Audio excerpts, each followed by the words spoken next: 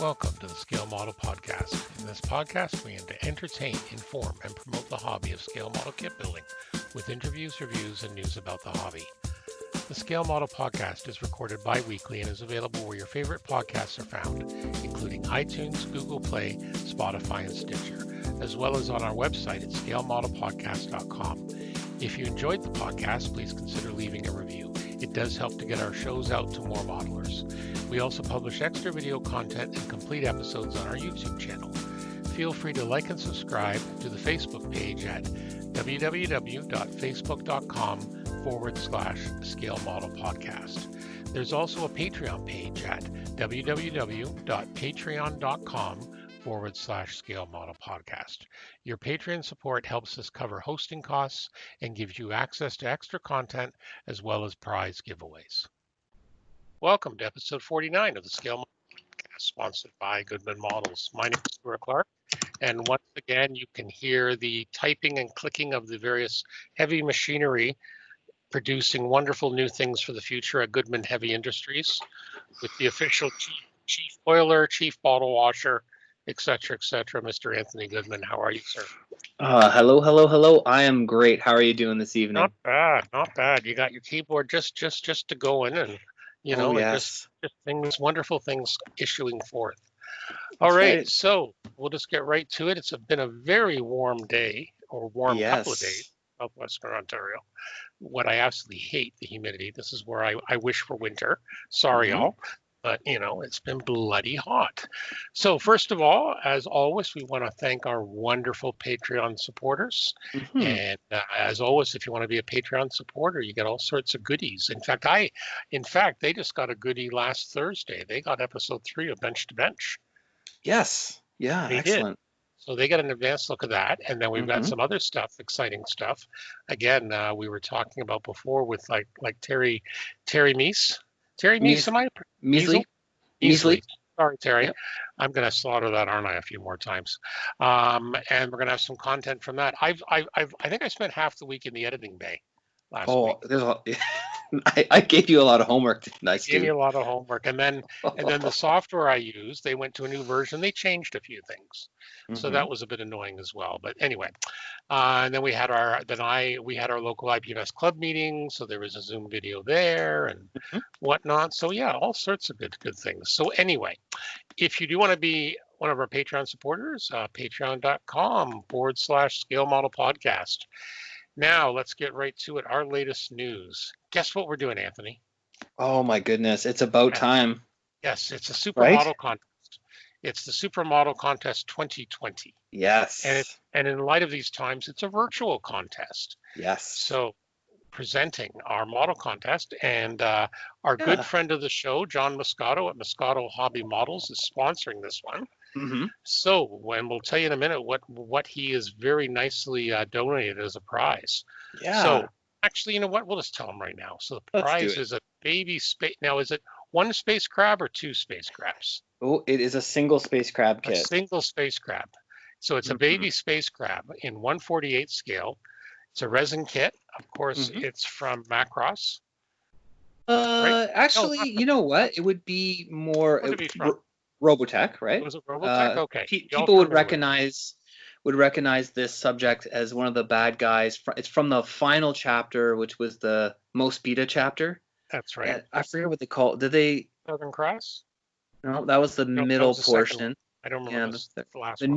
Was it called the Next Generation or New Generation? Maybe. You realize there's about 300 people screaming at their computers right now telling us. Goodness. Yeah. So it is. It's the Invid. I think it was known as the Invid in the Next Generation sort of chapter of Robotech. Right. The original is Inbit. Yeah. Inbid or Inbit, right, from the Mospeada series. All right. And but very recognizable. Certainly anyone who was watching kids or maybe college age and watching science fiction shows we in thought the 80s. They were so cool, those crabs. Yeah, it's a cool little alien subject. Yeah So this is basically some very simple rules. So it's gonna last for 3 months. Any subject, any scale, anything goes. Must be your own work. So if you want to build it out of the box, great. If you want to put aftermarket on, great. Whatever. So a couple of important things. It's 3 months. So we're going to start this July 1st, and it's going to end September 30th. You must not start. You can open the box and follow the plastic, but you must not start until July 1st. Sounds fair. Sounds fair. When you're done, send us 3 pictures and a brief description, no more than 100 words. But you must include the scale, manufacturer, and subject name. Okay, and our honorary judge. Who's our honorary judge, Anthony? It's our good friend Terry Measley. Okay, so Terry's going to. Terry's kind of volunteered. Did he get voluntold? Oh yeah. We just said, hey, you want to be. Yeah. You want to be part of our crew. You got to prove yourself. Throw it in the fire. That's right. So we also have a special email address for this to send your 3 pictures. Send them to smpcontest2020@gmail.com. Now, again, we're going to have this up in the show notes. I'm going to put a separate page on scalemodelpodcast.com so you can reference this. And of course, we'll be mentioning it in YouTube and Facebook and, everyone else. You'll be sick of us telling about it by the time September comes, I'm sure. But we're looking forward to seeing some entries. And again, it's strictly casual. There's just the one prize. It's all based on what Terry thinks cool. But as I said, judging is going to be just to keep it easy for everybody and to encourage everyone to get out. Based on the 3 photos that entrants submit, Terry will have a good look at them and he's going to judge them on whatever Terry likes. It's going to be the appeal. Whatever you get, so go for it. It's not like IPMS, it's not like AMPS, it's the Terry system. The Terry system. However he feels that day, whatever piques his interest, and this is actually our first prize where we've actually had a full model kit offered to our listeners, and we really want to thank John Moscato for this. Yeah, he's been such a great friend to the show. And thanks, John, for that very generous prize. That's pretty cool. Very nice. Very cool. Very cool. Okay, so as I said, we'll have some more details in that. And you'll hear us talking about it all through up until September. So something to do over the summer. But again, the important part, you don't start it till July 1st. We're watching. 12:01 a.m. on July 1st in your time. Do not break that rule. Anthony will have his minions out. I will. He has many minions. Okay, let's get on. We have a pretty good and stacked mailbag this week.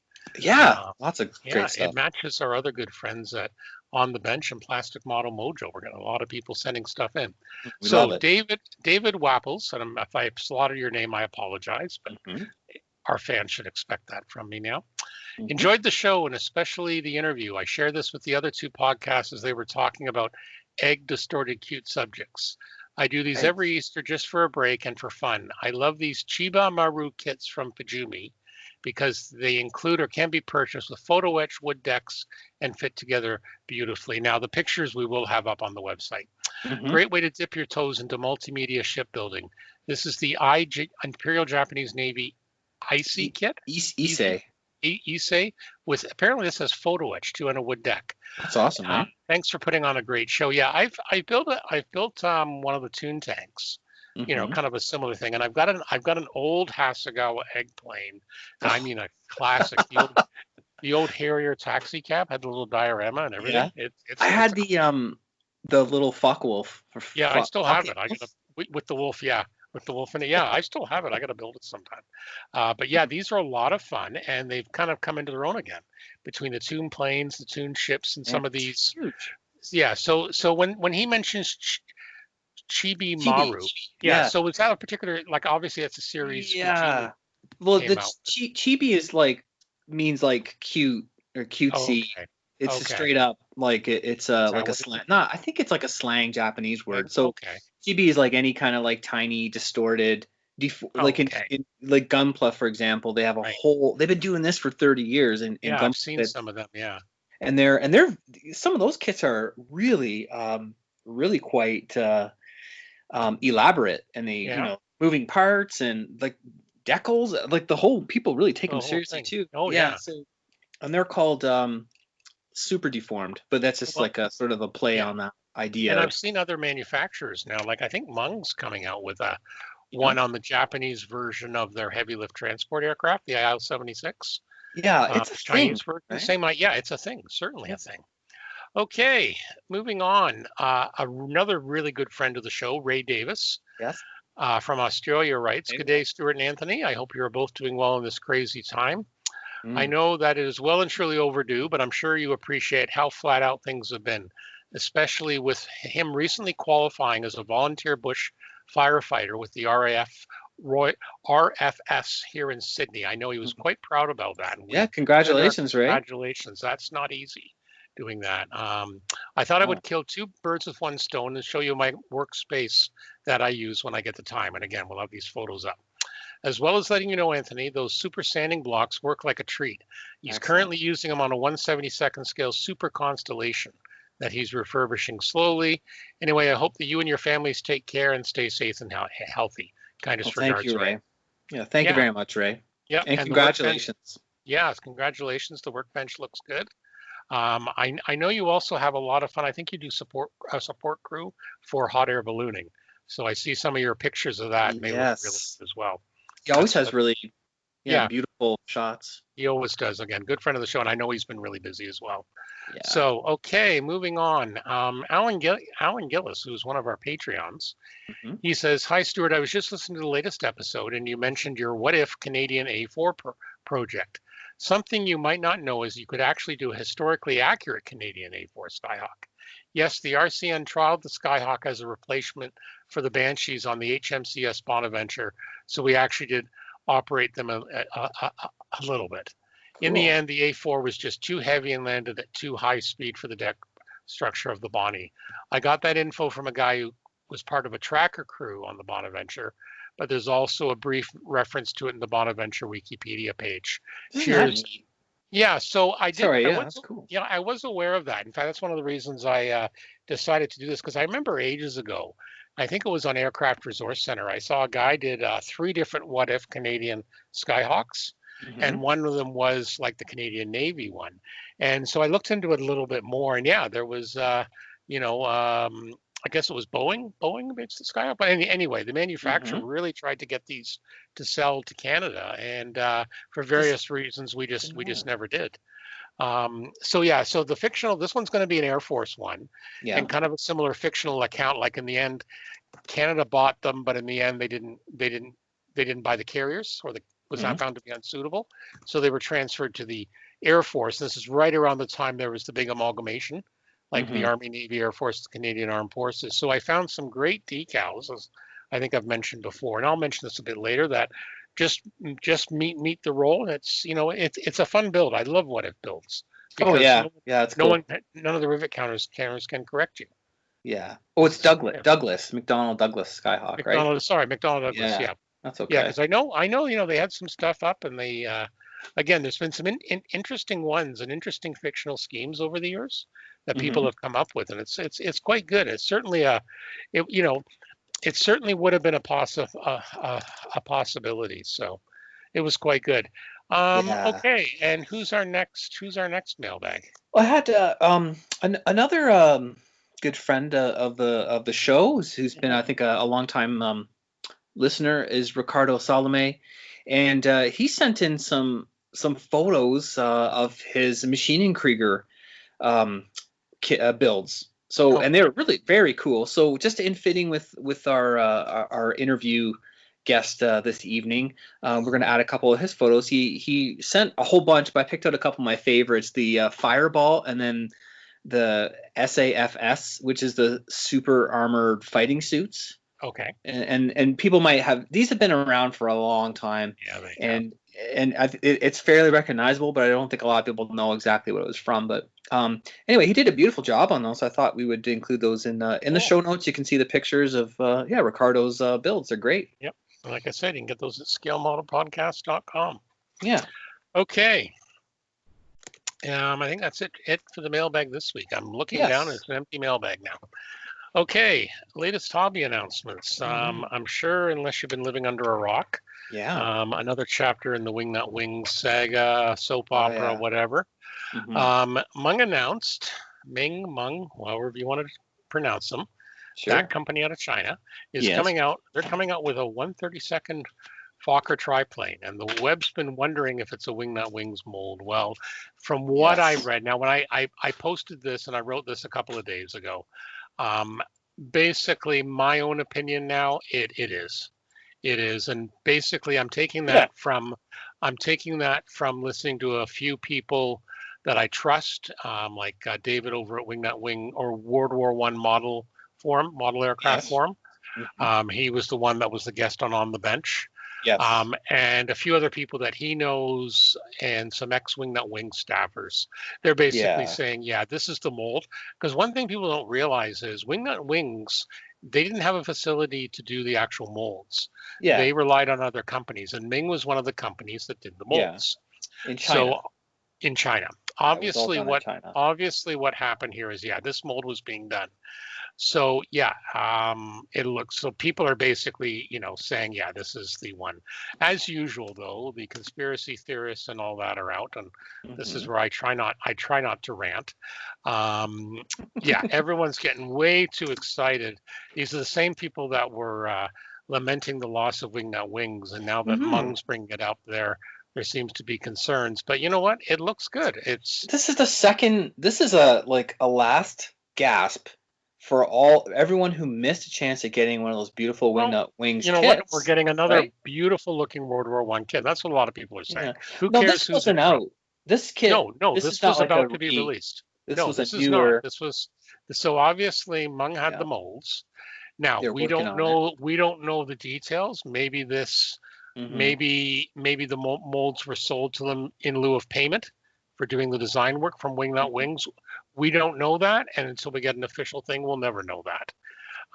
Because again, all the staff are now gone from Wingnut Wings, so we don't know. But basically, What luck for anybody who sort of missed out? It sort of collapsed very quickly, right? And I think a lot of people, just based on price. We know that every kit is a sort of a work of art in terms of a model kit and engineering and all that they put into them. And the Fokker triplane, that's such an iconic, right? It's an absolute classic. Yeah, and what a wonderful little silver lining in the whole kind of exactly. What I find it's kind of hilarious is our good friends ScaleMates. They have it listed as a Reebox. So if you look at the product timeline, you will see the original two boxes, because there was the DR1 late and the F1 and the early. And on the entry there for the Mung one, they have it listed in the what I call the family tree. They have it as a new box. So now again, keep in mind, ScaleMates is user submitted. It's not like the manufacturer is doing this. Yeah. But it shouldn't really surprise anyone. And again, from what people have seen of the molds, people have done photo comparisons of the mold, because they had sprue shots, and this, I believe, at Telford last year, or Scale Model World in Australia. So people have compared that with the shots that Mung has released. Yeah. And they're pretty well identical. So I would, again, when this first came out, I basically said, okay, let me just wait and we'll see what happens. But basically what I've read now, my own personal opinion, and you can take it as you want. This is the Wingnut Wings mold. I mean, and this is an amazing little bit of news. And I think I want to give a shout out to the boys at On the Bench. They got a great pair of interviews with about the whole Wingnut Wings story, and it was very illuminating. And I think was it Julian who made an interesting observation that this is the type of situation where Peter Jackson could have said, all right, I'm taking all my goodies. They go in storage because they're mine. Well, he's done this before. He is the type of person. Yeah. He didn't have to. He destroyed, when we talked about this, he destroyed the sets for Lord of the Rings. He didn't want anyone else using it. Exactly. Using them, right? So that would be, and he can afford to sort of do that. I think without really knowing any details about him, I think we can assume that reasonably. So the fact that we're getting this, and what a cool plane to go out on. And just a chance for people to maybe have that kit in their stash that they can, enjoy that experience, that real, because they're only around for 10 years, right? And they're I think a lot of people, 10 years. Yep. Yeah, the kits were expensive. They were a high price point. So I think a lot of people kind of hummed and hawed about, or they couldn't get it. And, if it was really something on your bucket list for model building projects, yep. now you can get it. Well, so, and we've talked about this too here. It's a classic case of a company that didn't spend enough time putting out the money makers, and they were going to really some of the obscure stuff. And again, the two guests on the bench do a lot better job of explaining it than I do. So we do recommend you check those episodes out. Oh yeah, have a listen. They were money makers, but it's the same reason. This is why, and again, my next topic's about a new Spitfire coming out. This is why manufacturers put out Spitfires, 109s, Tigers. Tiger tanks, because those sell. Yep, exactly. Those sell. Let's and that's business, right? You've got it. Yeah, you've got to use those sales, then you can do the special stuff. But you also, like I said, we talked about this. The Lancaster had 2 boxings. The Gotha had several boxes. Like, you didn't need that. You really didn't. And he wanted, he asked for it, right? It was that was his personal thing. But he reaches a point where he says, "Okay, I can't afford this now." And, it looks like that's what obviously happened. And again, there's still rumors it's related to because of the aircraft replica company and the problems there. Who knows, right? There's only so much money in the pot. And again, we're not going to speculate. But the other reason I say this as well is Hanetz is a well-known UK online model shop. They're absolutely huge. They had in their mailing, because I got a weekly mail, I got a couple of mailings from them. They had in their mailings here, as you probably know, and this is, I quote, "As you probably know, Wingnut Wings has sadly ceased trading. We have just been told that Ming Models will be releasing the Wingnut Wings Fokker DR1 triplane in their own range. Ming Models was going to be producing the Fokker DR1 plastic parts for Wingnut Wings, so quality will be exactly the same. We don't have any more information such as price or release date yet." So again, that just confirms it. And we've seen this before. They never did have their own manufacturing. If you look at people are saying, "Oh yeah, I looked in the box. It says made in China." Yeah, the decals were printed in Italy. Yeah. Like it's like I'm not sure if people really understand the extent of China as a manufacturing. Oh yeah. And on the cutting edge of manufacturing industry in the world, right? Yeah, and they do it goes from all levels, but they do some very high quality stuff. And exactly. So anyway, so that's what's going to happen there. Hopefully we'll hear more. And who knows? Like I said, this could be a one-off. It could have been just because they had the mold. They said, "Hey, you owe us money." Yeah. So we'll take the molds instead. Who knows? So we'll just have to wait. Yeah, certainly. Either way, the model consumer is the winner in this, and that's your last chance to grab a kit, right? Well, and there's other good manufacturers out there. Copper State Models have done some stuff. Rodin's improving their game. There's certainly no shortage. So anyway, somebody will pick it up, but certainly just for that the whole aura around the Wingnut Wings, and they were real masterpieces of kits, and it's a chance for people to get one before it really is, the fat lady has sung. You know what though? And as someone said before in one of the interviews, they said they produced like 150,000, and they estimate 90% are still sitting in stashes. And that's was it 150,000? Well, it was some, but 90% of them are sitting in stashes, like they haven't been built. And I think that's pretty telling. Like, and when you look how often, like we've seen, like how many, I'm even looking thinking in my own area, how many people, myself included, bought the Tamiya 148 F-14A Tomcat, right? How many have I seen built yet? Maybe 1, 2. And I know they're big kits. Yeah, I know, but I'm just saying, dozens and dozens. A lot, there's a lot of. Yeah, there'll be a secondary market. There'll be a huge second. Yeah, people are panicking right now, and the sensible ones have been saying, "Don't panic." They will show up. No need to panic. They will show up. Okay, moving on. That's my rant. That's my rant for the day. Very interesting. Send all hateful emails to Anthony Goodman at just kidding. I'll respond in kind. Yeah. Okay. From that to one that definitely piques my interest. Edouard's coming out with an all-new tool, 148 Mark I Spitfire. This is the classic Spitfire from the Battle of Britain. So I'm hearing an August release. This is going to be, they're going to start off with a dual combo pack. So like they've done for their other stuff. This looks very, very nice. So when, and if it's Eduard, the quality is going to be there. So it's probably going to be about $90 a person. But they're going to have 10 Royal Air Force decals for 10 Royal Air Force version, color photo etch parts, paint mask sticker, multiple optional parts, including the Watts 2-wood fixed pitch propeller. That was on the very first one. The de Havilland 3-wing selected pitch propeller, early canopy windscreen, Malcolm canopy, and bulletproof glass. Like everything from the first thing. Like, wow. This is going to be cool. So again, it'll be interesting to see how it compares with the Tamiya offering in 1/48. You're definitely going to get more decal schemes, and this definitely wets my whistle. There'll be obviously they'll eventually have single releases as well. But yeah, this looks very, very good. And another interesting thing here was, again, another note from Hanitz. And I quote, "This new Eduard Spitfire looks set to become one of the best-selling kits we have ever had. Not just best-selling Eduard, but bestseller from any range. We strongly advise you to put it on back order, which will reserve your kit." Yeah, this is why they sell Spitfires. People love Spitfires. Yeah, maybe I'm going to build one too. It must be mine, sort of thing. Yeah. Again, I'll see if I'll wait. I may get the 2-pack. I don't really can justify the 2-pack. I'm just looking over on my stash. 1, 2, 3 already in that scale to build. Yeah. And I've got. I really want to do the. Sorry to interrupt you. I want to do the one of the PRU ones. So either blue or pink. Blue one. Yeah.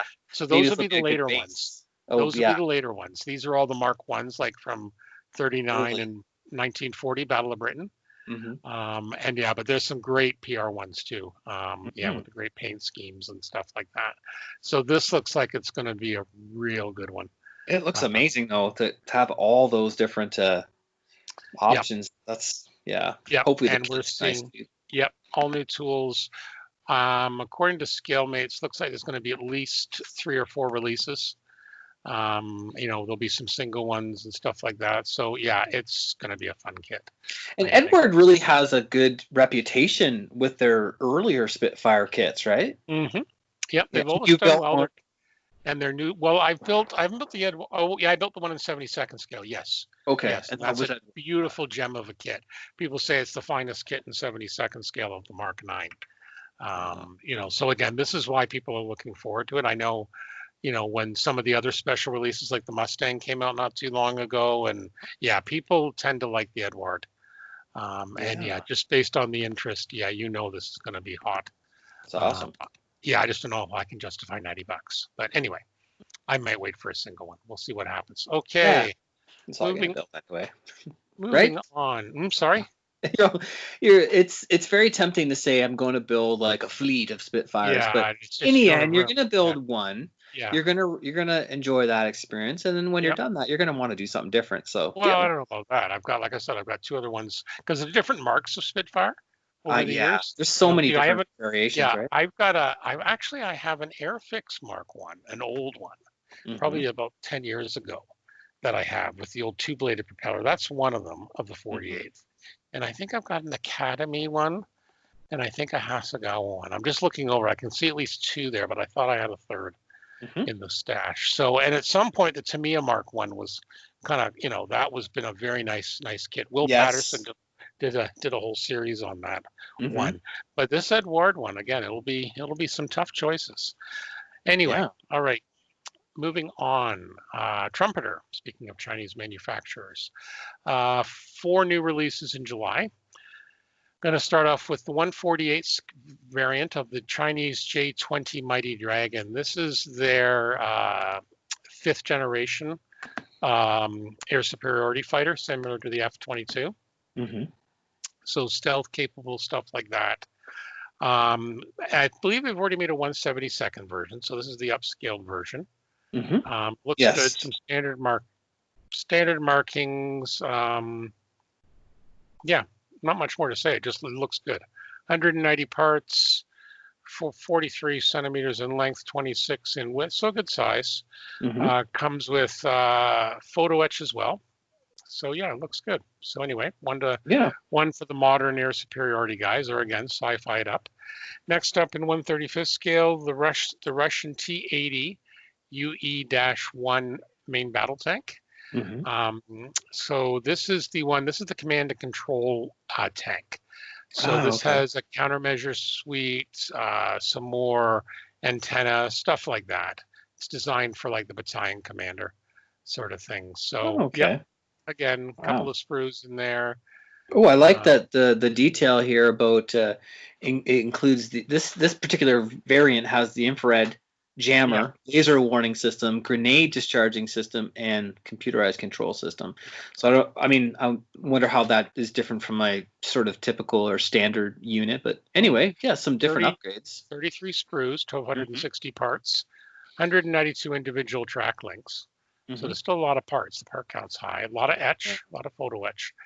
Okay, 1/350th scale from a early World War I era, the SMS Viberus Unitas.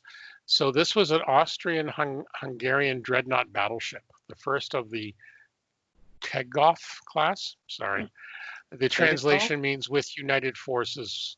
It was the personal model of the Emperor Franz Joseph I. So again, for people who like these, this is another good one for the collection. 1908 was laid down 1910, and it was commissioned into the Austrian-Hungarian Navy in 1912.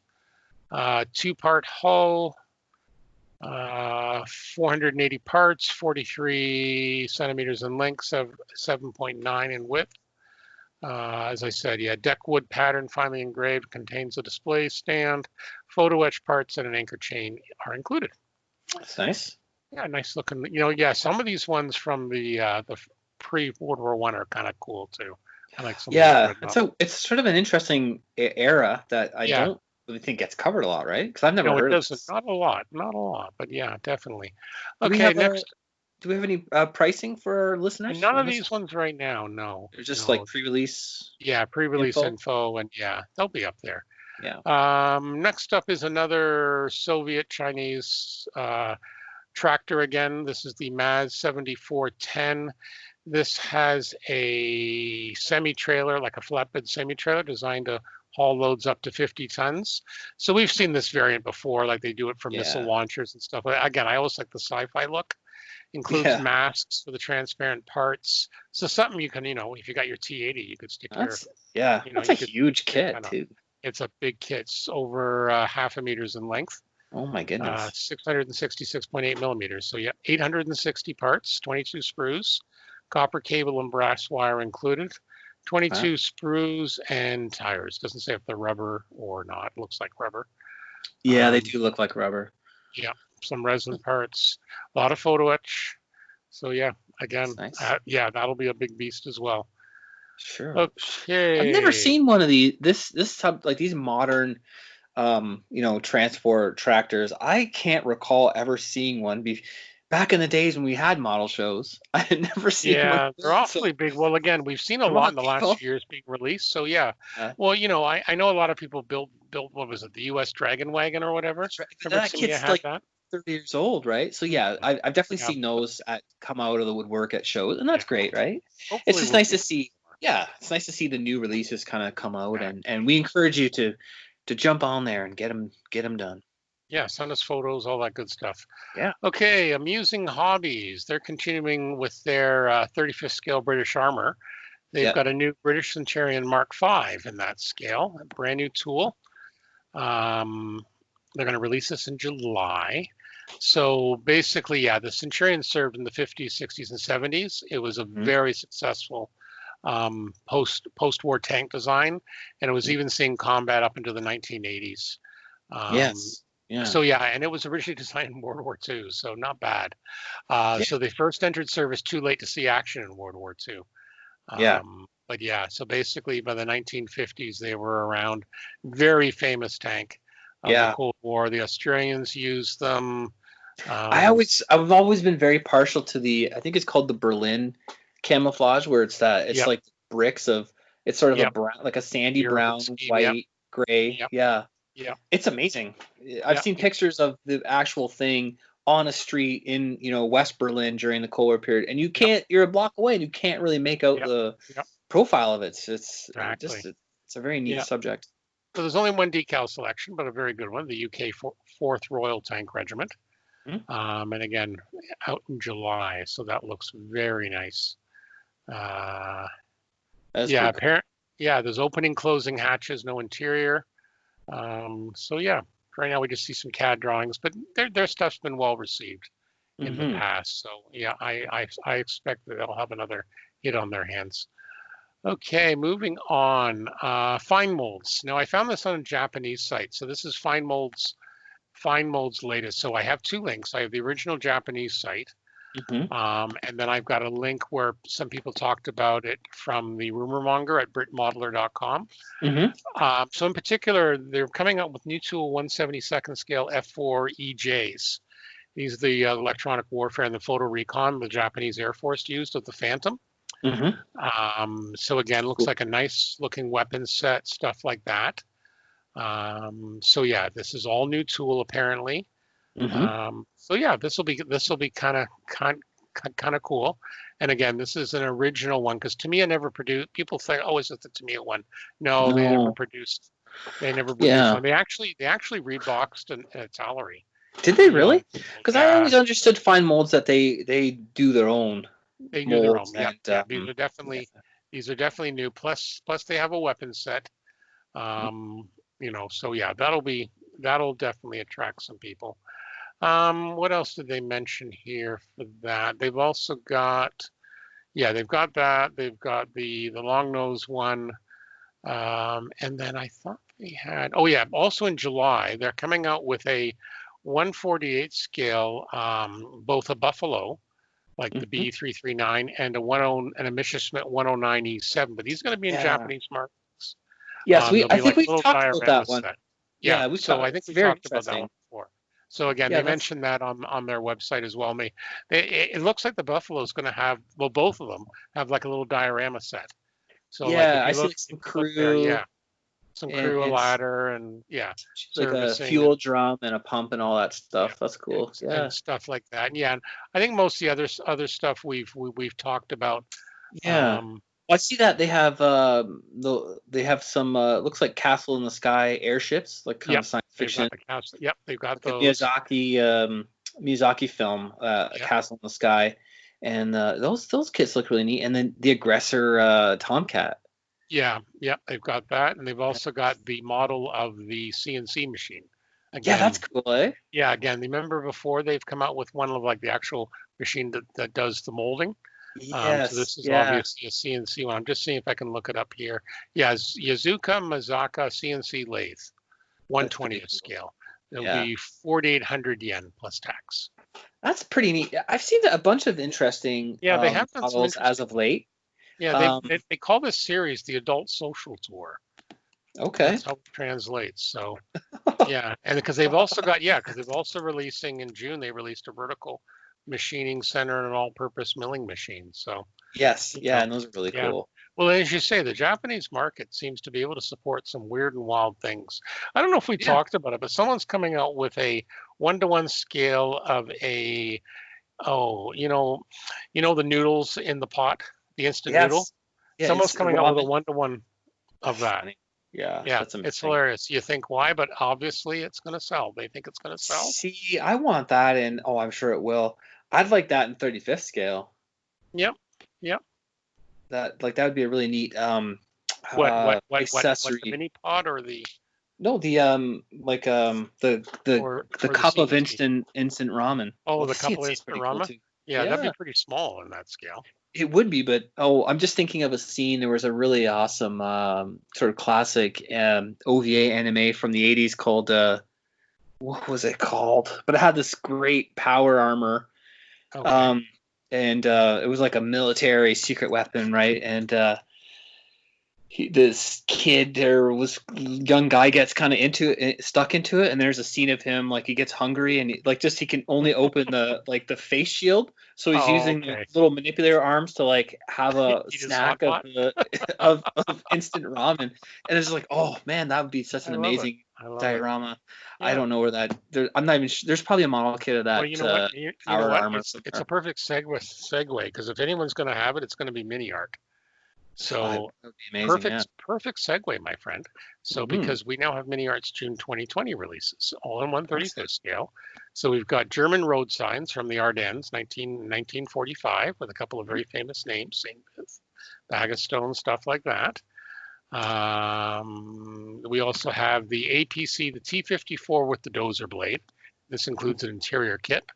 This was served in the South Lebanese Army. It was a personnel carrier, but it also had a dozer in front. Lots of photo etch, etc. Then we have the French civilians from the 30s and 40s. So these are figure kits, and they have resin heads. Yeah, more great accessories. Yeah, exactly. 5 figures. Looks like they've done another rebox of their Tribe Fugal, the VTOL jet fighter. 6 variants this time. Yep. Yeah. Then we have a French petrol station, so the old style gas pumps, paper posters, looks like some accessories. A compressor, everything you need for your kit. Then you have wooden pallets, because what war doesn't rely on wooden pallets, right?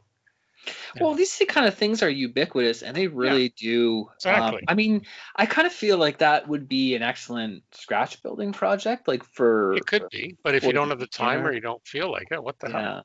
But it is nice to have things kind of ready to go. You don't have to worry about the scaling. It's interesting. They mention a decal sheet, so I wonder if they have a decal sheet to simulate the wood grain if you want. I was going to guess it'd be like printing on them. Yeah, because there is printing on the side. That could be true as well. That's interesting. And then finishing up, we have the 135th, the Russian Imperial Railway covered wagon. So this is like a boxcar used. This was including the Russian gauge track. The track in Russia was slightly larger. So a decal sheet for 9 variants. Yeah, okay. Now here's a little known fact I'm taking from my obscure thing. They have the Siberian Express, right? Yeah. You've heard of the Siberian Express. Well, they have train services that you literally start from Germany, let's say, and they go all the way to Siberia. But when they go into Russia, everyone gets off the train. They lift the carriages in the air, and then they put on the slightly wider wheels, because the Russian railway system is a different gauge. The railway tracks are spaced further apart. Yeah, I know trains they're not actually, like, all the subassemblies just sit on top of each other. They literally just replace the bogies. Yep. Yeah. So they basically, it doesn't take long apparently, but apparently they do that, and away it goes. Wow. So kind of cool. So that is, like I say, that's from our good friends at Mini Art. You should check their catalog. Maybe they have a hot pot or something you could use. Oh, I did see an interesting video of a guy like scratch build one. Like he scaled it, printed out the label, right, on a printer and in paper, cut it out, made the pot, and used like a clear resin or glue to make the liquid. And it was great. Made the stuff out of epoxy, like the vegetables and noodles, or what, rolled it out. Like, you can sort of see how it was fun. Okay, moving on. And both Flat Link and this link are from HobbyLink International. It's another good news site, so credit where credit's due. HobbyLinkInternational.com. So Hobby Boss, July 2020. Not a lot of details, but looks like in 135th they're going to have another Russian truck, a Ural 6-wheeled truck, delivery truck, and then some 135th figures. So the second edition of the German Panzer Grenadiers, German Afrika Korps, and this one kind of looks neat. This is the Israeli Defense Force Puma Batash. So it looks like an armored personnel carrier with some anti-RPG and some other things, like designed for the Israeli army. So that looks interesting. That might be interesting for the Israeli army fans. So definitely worth. Yeah, which there seem to be a lot of Israeli stuff been coming out of late. Yeah, I've just sort of noticed that's one sort of army of the world or armed forces of the world that seems to get like a lot of attention in terms of kits produced and exactly. Okay, and then I noticed this one. This is a company called Def Model. They do a lot of resin cast stuff, and they've got a bunch of stuff they've just announced. So gun canvases sets for like an M4, A3E8, and for the Sturm Panzer IV, some conversions sets, a muzzle brake cover set for the muzzles of your Tiger or your Elephant. US jerry can set, US Jeep trailer stowage with sagged wheel set. So this is kind of cool for your Willys Jeep for the trailer. So not only you get the stuff, but they've actually included 2 resin wheels which are weighted down, which is, cool. It makes sense. Oh, lots of different doesn't that really adds a lot to a build, having properly sagged tires. It does. Whether you've made it or if you've got a resin aftermarket kit. Yeah. Exactly. Also, one I'll notice here, a conversion set that you can take your standard pickup truck and make it into a technical with a reused BMP-1 turret. Yeah, wow. It looks kind of cool. So yeah, check them out. They do a bunch of different things, all sorts of different things. Mm-hmm. Yeah, I've seen lots of great figures from. And a lot of great figures from Def Model. They just had a bunch of stuff. But like I said, they released quite a large number of new items. So yeah, kind of cool. Okay, I think they must be from. Sorry, I think they're from Germany. I think they're German, if I recall, either German or Europe. Hungarian. Yeah, they're definitely European. So, okay, moving on to Japan, and you got some Gundam news for us. Yeah, I feel ever behind on all the Gundam releases. So here's the next hottest Gundam releases. Truly, can anyone keep up? Somebody can. It just doesn't appear to be me. Us. But just to give people a little idea of what's coming out, there seems to be some buzz on again, it's a P Bandai, which is that premium line that's sort of native to the local market, but now you can get it. But they always seem to be so much more expensive when it's just the same kind of plastic kit that you get in the regular release. But anyway, it's they're coming out with the master grade. So that's the 1/100 scale Testament Gundam, and that is from Mobile Suit Gundam Seed, and it's part of the Destiny Astray series. And I think that's a very popular subject, and as far as I understand, and people are going to really dig that. I think just based on the sort of the hubbub on the internet, people are excited about this kit. It looks very aggressive. Yeah, it does. And I don't know why they make so many of these kits, the limited edition ones. I don't know. I mean, maybe it's just a price point. Do they sell? Maybe they sell. That's the main reason, probably. Yeah. I think there's so. demand and they sell. It's like I said, that's why, that's why companies bring out Spitfires. Yeah. But anyway, I mean, it's quite a striking kit, and it has this sort of claw arm feature. Yep. And it looks pretty cool. Yeah, it's got quite a few accessories, and so it's got 6,200 yen. Yeah, and that is coming out for. Let's see, is it coming out June? October. It's October, so it's just a release. Yeah. Okay, so it's a reproduction of the Divine Striker, and it transforms between flight form and claw form. Wow. And of course, it has these gimmicks to let you transform it, which is definitely a feature, a common feature in Gundam and other science fiction properties. So it has the 3-clawed weapon installed on the right arm, and then it has 2 handgun accessories as well. I gotta tell you, this looks really badass in the flight mode. The only thing that would concern me is I'd cut my finger or something on the various appendages sticking out. But that looks very cool. Very pointy, and it looks like it can be installed with other Striker packs, and it's compatible with the stand. Yeah, the AL Striker Master Grade kit as well. So it's something that will be exciting. I think a lot of people. I like the red. I have to admit, I like the color. Yeah, it's quite striking. And then there's another. This one definitely tickles my fancy. There is an upcoming release. And I found this info on GundamKitsCollection.com, and they seem to have a lot of the new release info. This just hot off the press came out June. This release it's another P Bandai, Now, this is from the Real Grade 1 to 144th series, which is just outstanding, even though I have never seen a kit. It's the New Gundam HWS, and that stands for Heavy Weapons System. Okay. This looks awesome. So the release date is September 2020, and the price is 6,600 yen. So I'm going to say that's about 75 Canadian dollars. Yeah, but for what you're getting here, you're getting a lot of plastic.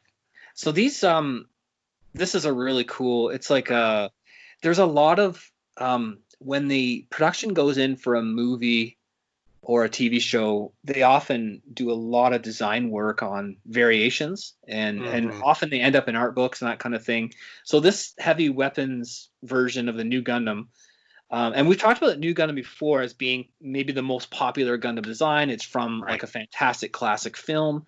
It has a lot of different kit releases, and we were talking about this.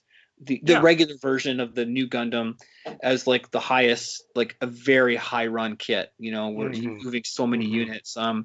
Anyway, this is a really cool variation coming from an art book.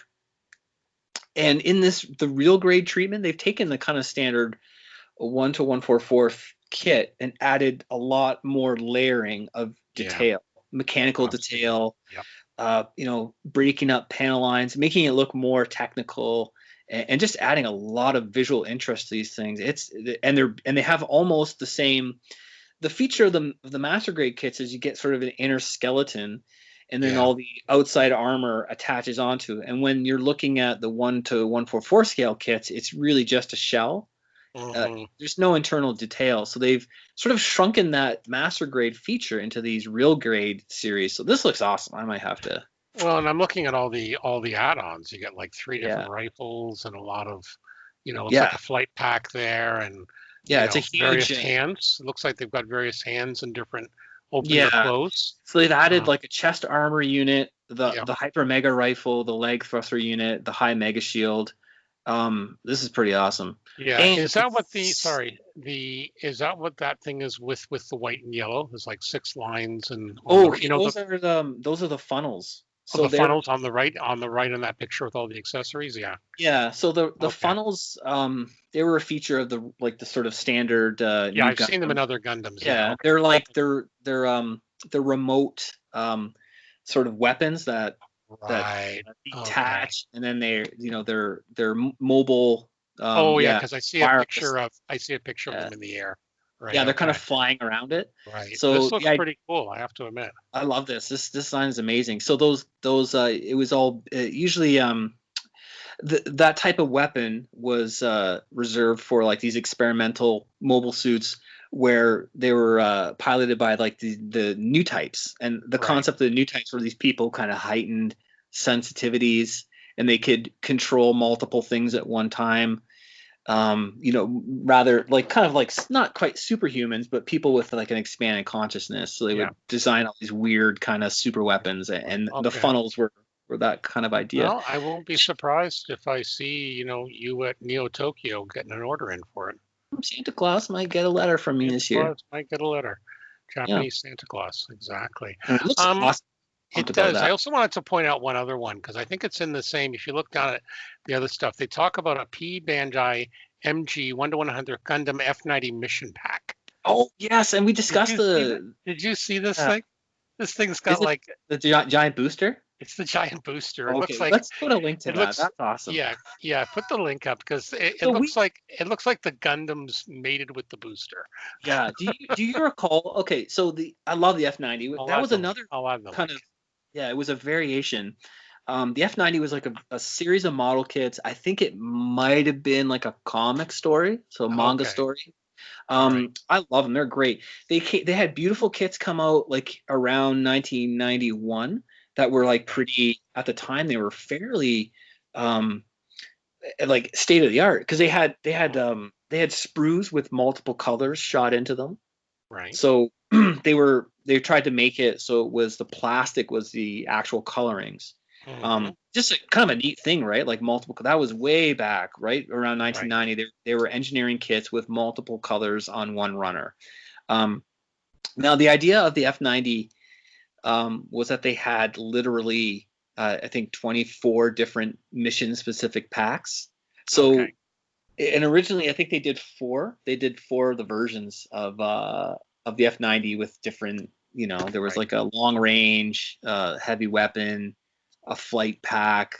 Anyway, so this we talked about this. It was the Mobile Suit Gundam F90 A to Z project. So they were literally putting out all from A to Z, all the different project packs. That's why it's in the specialty, the P Bandai line, where it's kind of more limited release. And so now we have O and U, and O is officer and U is uplift, and the big giant booster.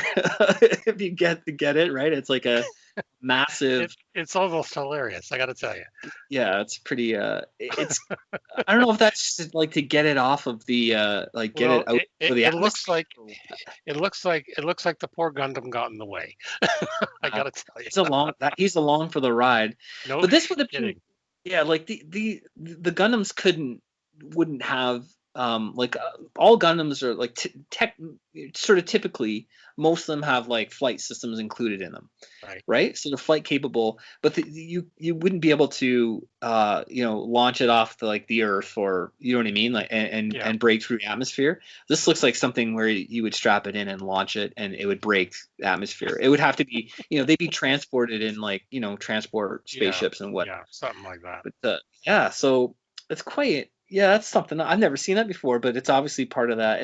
I wonder if it references back to line work or art books or something back from that time period. I don't know. I just saw that in the preview, and I was like, "What?" And that's quite interesting. It's designed by Kunio Okawara, so he was one of the mechanical designers from the original Mobile Suit Gundam show. So he's still working away and making this stuff. That's fun. This build's about 30 centimeters. Yeah, it was part of the F90 A to Z project, as you mentioned. So certainly a different variation on the theme. Yeah, that's all. I dig it. It's fun. It must be atmospheric. Well, one would hope, and I wouldn't want to be the first test pilot. Let me just say that outright. Yeah, it looks very dangerous. I like it. It's great. Cool. Excellent. Very cool. Okay, so now we're gonna see what's new, or what's hot and what's new from our friends at ScaleMates. Yeah. Look, the Ming 132nd scale Fokker DR1 triplanes there. There's a surprise. Kidding. No kidding. What's that all about? I know. The Hmong Russian Typhoon, their armored vehicle we talked about. Yeah. The KV-1 from Ryfield Models. It's interesting. Yeah, the Lysander, that was actually, I believe, a year ago. They've got new decals now. Edward did a really good job. Yeah, it was a plane designed to go in behind enemy lines and drop off agents and stuff like that. Okay. Yes. So very famous plane, and people really fans of it.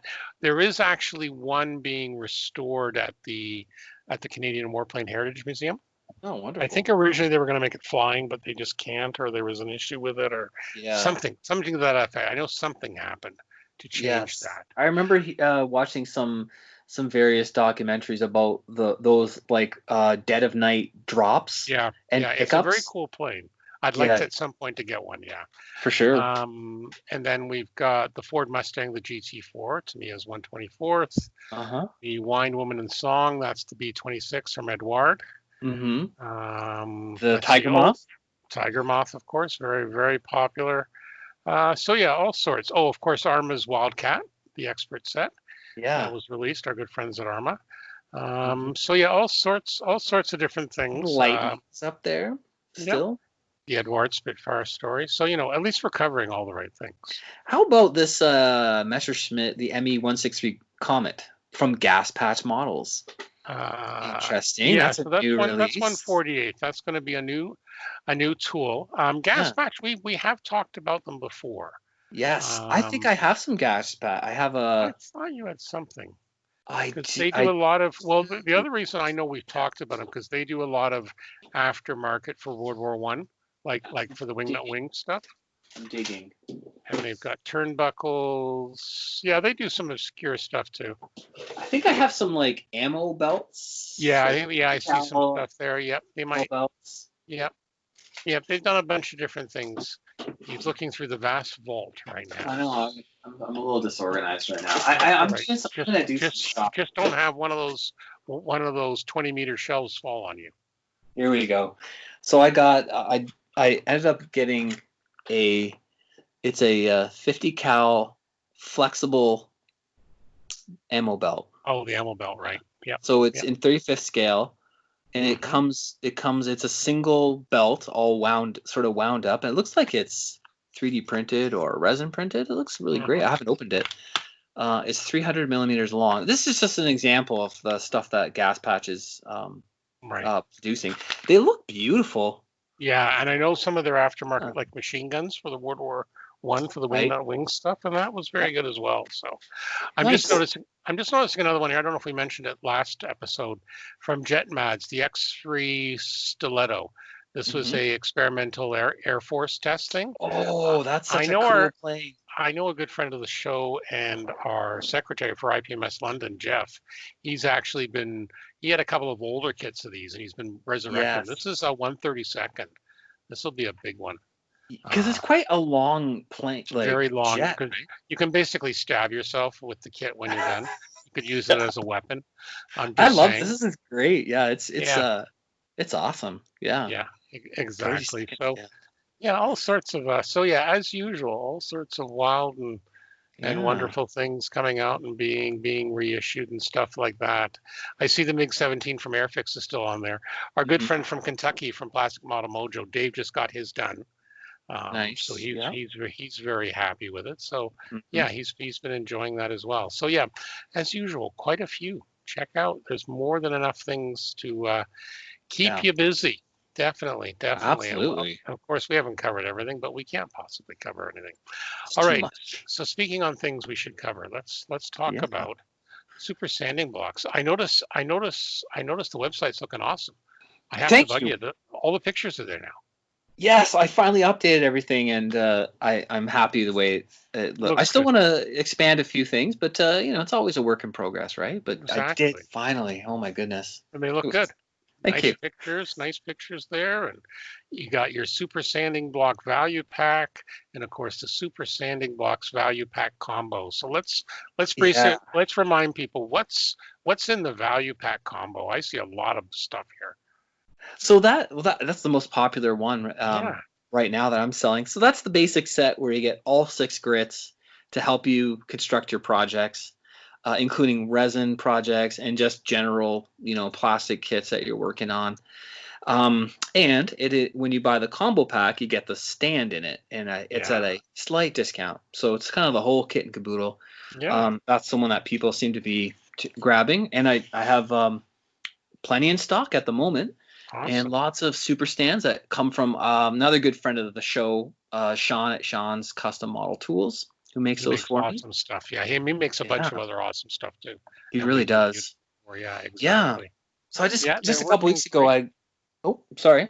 No, go ahead. Yeah, I was gonna say I just got a new, or a couple weeks ago I got a new shipment of super stands from Sean. So I'm all stocked up and ready to go, and I hope that everyone is due to the pandemic, people were, I think, realizing that they've got a bit more time to get at some projects, and I think people have been really buzzing with activity, and I know I have actually. Well, I know you've seen a lot of people commenting on how they're using their stands. We mentioned it tonight, and the standing blocks. They're a must-have. They're front and center on my workbench, and they're nice, handy dandy stand.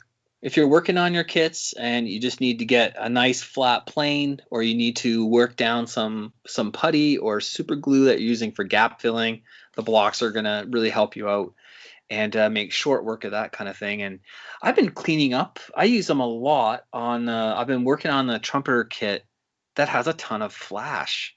Oh yeah, which ones are you working on? It's I've been sort of casually working on it as we watch TV, at the end of the day. Okay, cool. And it's the from around 2001. It's the Japanese ground self-defense force Type 89. So it's sort of like an infantry fighting vehicle. Yep. And boy, oh boy, there's a lot of flash. And you're finding this works well, eh? Yeah, and a lot of parts when you glue them together, there's big giant seams. So I've been using a lot of filler putty and and some super glue and mixed up with baking you're powder, trying that, the baking soda. powder one. I use that paste to fill gaps, and I always come back to my super sanding blocks to just sand them down so it's nice and flush and flat. So out of curiosity, in case people wonder, what sort of grit would you start with once you've filled it in and you got that seam to get rid of? What sort of grit are you starting with? I would work with 180 or 220. Mm-hmm. So the lowest grit is 80 grit, and I don't take that out very much for like a standard styrene plastic kit. And that's for the I use a ton of that when I was cleaning up the Moscato Hobbies kits that I've been working on with 80 grit for sure, to make to get it out of the mold plug. Right. But yeah, when plastic kits, I will work with I will get down with the roughest grit I can. Right. And then I work through, I don't recommend like jumping, going from 180 to 600 right away. Right. Just slowly work your way up.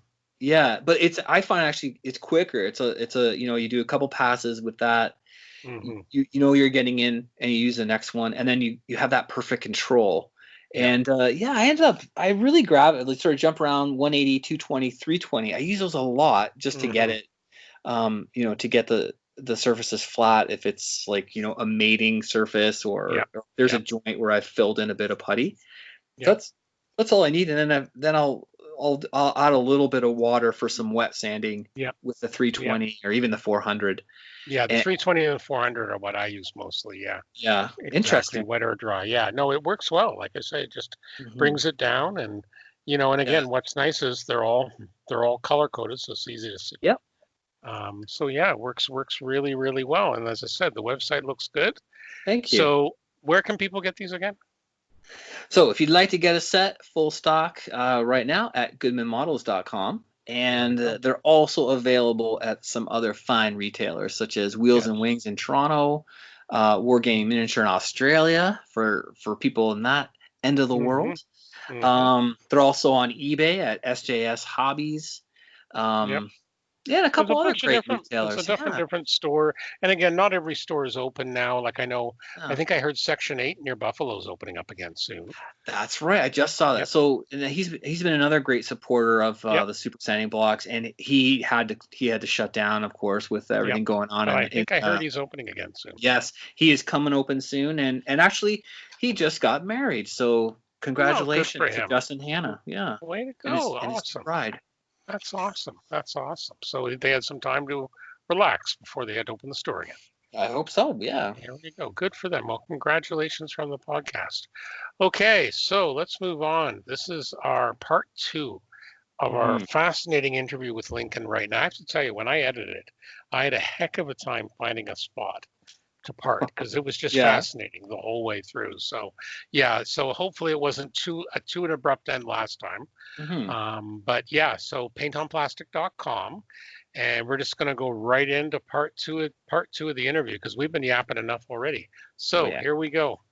I think that ties into a lot for our listeners too, that like people working in sci-fi, especially professionally, I mean, they all the same effort in terms of realism, believability, feasibility, wow factor. Those things are already in there, right? It's more because we don't have real ones to look at. I'm sorry, I got to jump on that one. Yeah, we don't. I don't have real ones to look at, so I've got to make that all up and then make it look still. It's a lot of effort. Yeah, that's what I'm getting at. It's not just do whatever you want. It's sci-fi. I mean, you're making something that has to look like you just pulled it out of a real world.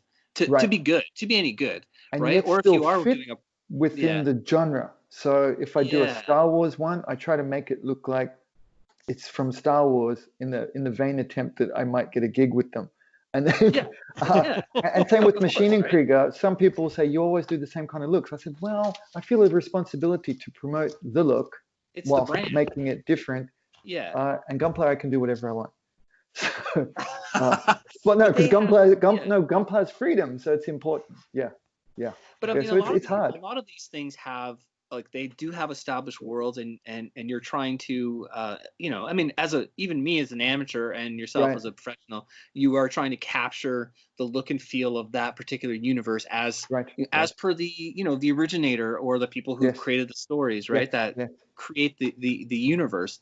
So I think that's sometimes lost on people who never dabbled in sci-fi, that it isn't just do whatever you. And we can't blame them. Right? I really understand it. I get it too, because sometimes it takes it takes observational skill to be able to see that any particular genre has a look. So that's step one, is actually noticing it. Much like that step between children telling you that the clouds are white, and then noticing that clouds are other colors, is the observational step. But then they have to get a whole new step in developing the skill to be able to then portray that look, and that's just by copying it. But then also then there's the final step I would consider, is that you can do something new whilst making it still look like it's a part of that world. That's very challenging. That's the beauty of, I think, scale models in general, is that you're telling a story with subtle things. Like, you can tell by the color of the earth on a tank that, hey, this is Vietnam era, right? These little hints, and it shows the research. Ammo by MiG, Vietnam Earth pigment. We can tell it's that. Sorry. I'm not. I know I'm not supposed to say that, but do you know what I mean? Oh, that's Europe dust. That's Kursk. Paying attention to the right elements, right? Not just, here's my tank, it drives in the mud, I splatter mud. It's like people go beyond, right? They're like, I know that this region has this. I saw pictures of how the the wear patterns and the mud spatter. Like, people, we love to go. I think as modelers love to go to that level, and science fiction modelers are doing that, right? And especially professional ones who are basically creating the universe, like yourself. So it's just, I mean, it just goes to show that kind of passion is really, it's not genre specific. It's I think it's just about. Oh, sure. We all take it too far. Yes. Yeah. 100%. Yeah. We all take it too far, but that's part of the reason why we like it and have fun.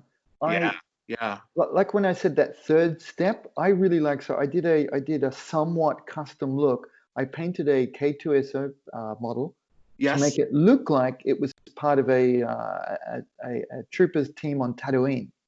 So not the character from the film, but like another in-universe one. Yeah. Right. So that was very satisfying to me to take the different looks and put them together, and then make it believable for that world.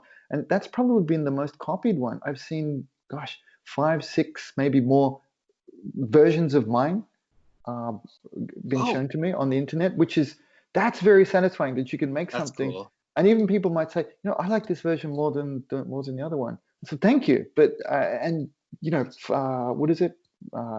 Imitation is the most sincere form of flattery. Yeah. Super happy for them. It's like, cool, nailed it on that one.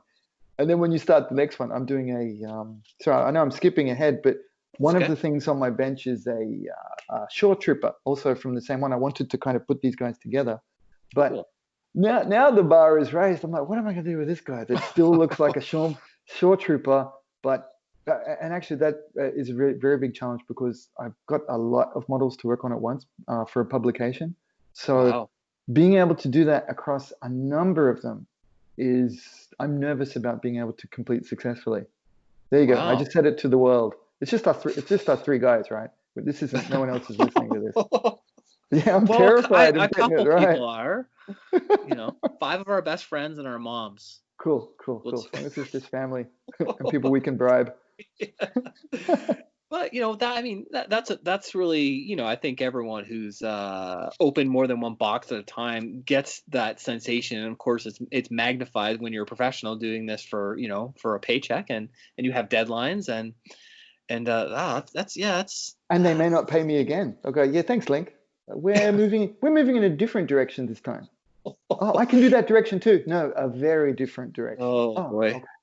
Hopefully not. Hopefully not. Yeah. A couple of them so far look all right, but the amount of I've mentioned Jerry Seinfeld already. I like to watch people in very difficult. I know everybody's got a difficult job. I've got to be careful of my phrasing. I'm sorry, but I would consider comedy is brutal, isn't it? Apparently, it's hyper competitive. And you've got to have one that is attractive enough to enough people that it could sustain a business, that kind of thing. Jerry was talking about things like that, about how it's very difficult to explain to people who don't work in his area how long he must work on that short routine. So maybe he's on stage for 15 minutes. How much thought is required to get that polished 15 minutes done? I mean, and then to make it look effortless. Yeah, it's meant to look off the cuff and effortless, but really it takes a lot of planning and effort. Looking for original like combinations and paint schemes that can be applicable to certain genre and still look legitimate is my poor wife. You know, it takes literally every waking moment of my life to come up with this stuff. So I was very thankful for you to making mention of that, you know, we're not just throwing random stuff out there. For me to get some of these to look right, it's and it's mental agony as well. Well, this is an interesting aside. I don't know if this makes sense, but I know a finish and a colorway and those different things will be good if I've suffered appropriately. Oh man, I feel like I'm suffering less. It's the suffrage, man. No, the suffrage is real. I know it's going to be good because I've suffered a lot. The ones that I suffer over are always hits. If I put it together and it was too easy, if it's just kind of fallen together itself, they don't do well. I was hoping to get away from it. I wanted to go the other way. Because it's all agony, but it gets was like worse agony when I was figuring out some basic stuff. And then people can't wait to point and laugh, so that gets thrown on as well. Oh, goodness. Well, we try not to point and laugh too much. So, can you tell us about your? Here's a couple here. Tell us about your most memorable achievement, your biggest setback or lesson. Oh, gosh. Okay. Memorable achievement. It was so memorable that I didn't hear it when it was first said to me. The Yokoyama-san saying that I was, you know, because they choose the title. It's not just giving you sensei, it's how you should be called. So he said, so we've got Max Sensei, and you know, literally it sounds like you shall now henceforth be known as Link Sensei. And I totally thought he was messing with me because he is the most brutal guy for the we call it sledging in Oz. What do we call it elsewhere? Winding up, teasing. Ribbing you? Yeah, but you know, taking the piss a little. But taking the piss is good because it's got to be harsh and nigh bullying. You know, it's got to be really bad because then you know they really like you. Yes. The more you get absolutely trashed by them in front of other people, it's good. So I totally thought he was winding me up in front of my family. So I just laughed, and my wife looked at me like wide-eyed, like, "Wake up, stupid! You know, this is real." And it all went silent. So it's very memorable because as those quiet moments ticked by until the penny dropped for me, I was like, "Wait a minute, no one else is laughing." Wow. And then so I did the bow and said, you know, arigatou gozaimashita, you know, thank you very much. And I do the accent when I talk Japanese. Yes. And because it sounds legit. And the moment it was so silent, and Yokoyama-san he looked at me, and he's got a really funny way. He looked at me smiling, going, "You don't know what you're in for yet, do you?" Because you know that literal meaning. Because he's like, you know, technically we should be calling him Meijin, but he doesn't want it. Meijin's like the next level up from sensei. Oh wow. Yeah, so we should be calling him that, but no, he's kind of in a different place, right? He just looked at me like, yeah, you got no idea what that really means yet, do you? Wow. There's a good correlation for it. It's like when I was young, when I was a kid, I did Taekwondo for quite a few years. Mm-hmm. And once you get it, once you score, once you finally achieve, you think black belt is an end, right? You think it's a destination. Right. It's been your goal for quite some time. But when you get there, then your teacher says, well, now we begin. And you're like, come on. No kidding. I did that with Taekwondo and Kendo. So Taekwondo was in Australia, then I did Kendo in Japan. So yeah, but I knew what was coming the second time. They say, okay, now that you're a black belt, you're supposed to know the basics. Now you begin. Wow, that's amazing. So, sorry that was long, but yeah, that would be the most memorable. what do you want? Most painful, most embarrassing? A setback or lesson, yeah. Yeah, I was thinking because you're talking about like this, I've done a lot of stupid stuff. Not really? enough. Oh man, that's a lot. I've made so many mistakes. I really have. Yeah, I mean it's hard too when you're navigating the culture and probably for a long time. No, I just mean as a person. Right? I just the nature being human. Yeah, I see one of them was probably not being guarded enough when I came back to Australia. Has been very, very painful. I'll fully admit this. I'd inadvertently escaped it in Japan because have you guys been shopping on Japanese websites? And they're and they're clunky as all you know what.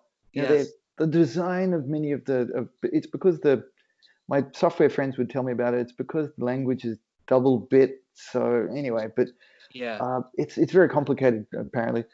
So, but their web design, for people that pride themselves so much on the aesthetic design of things, they didn't carry that over to web design, did they? Web design is horrible. I know what and you mean. think it's just left over from the old days. They just kept doing it like that. I'd try to gently make mention of this for the publications that I worked in. We could set it out a bit better, a bit more white space, larger photos, make it easier to follow. Because you bought Japanese publications, right? They're quite hard to follow, and the layout is like, ah.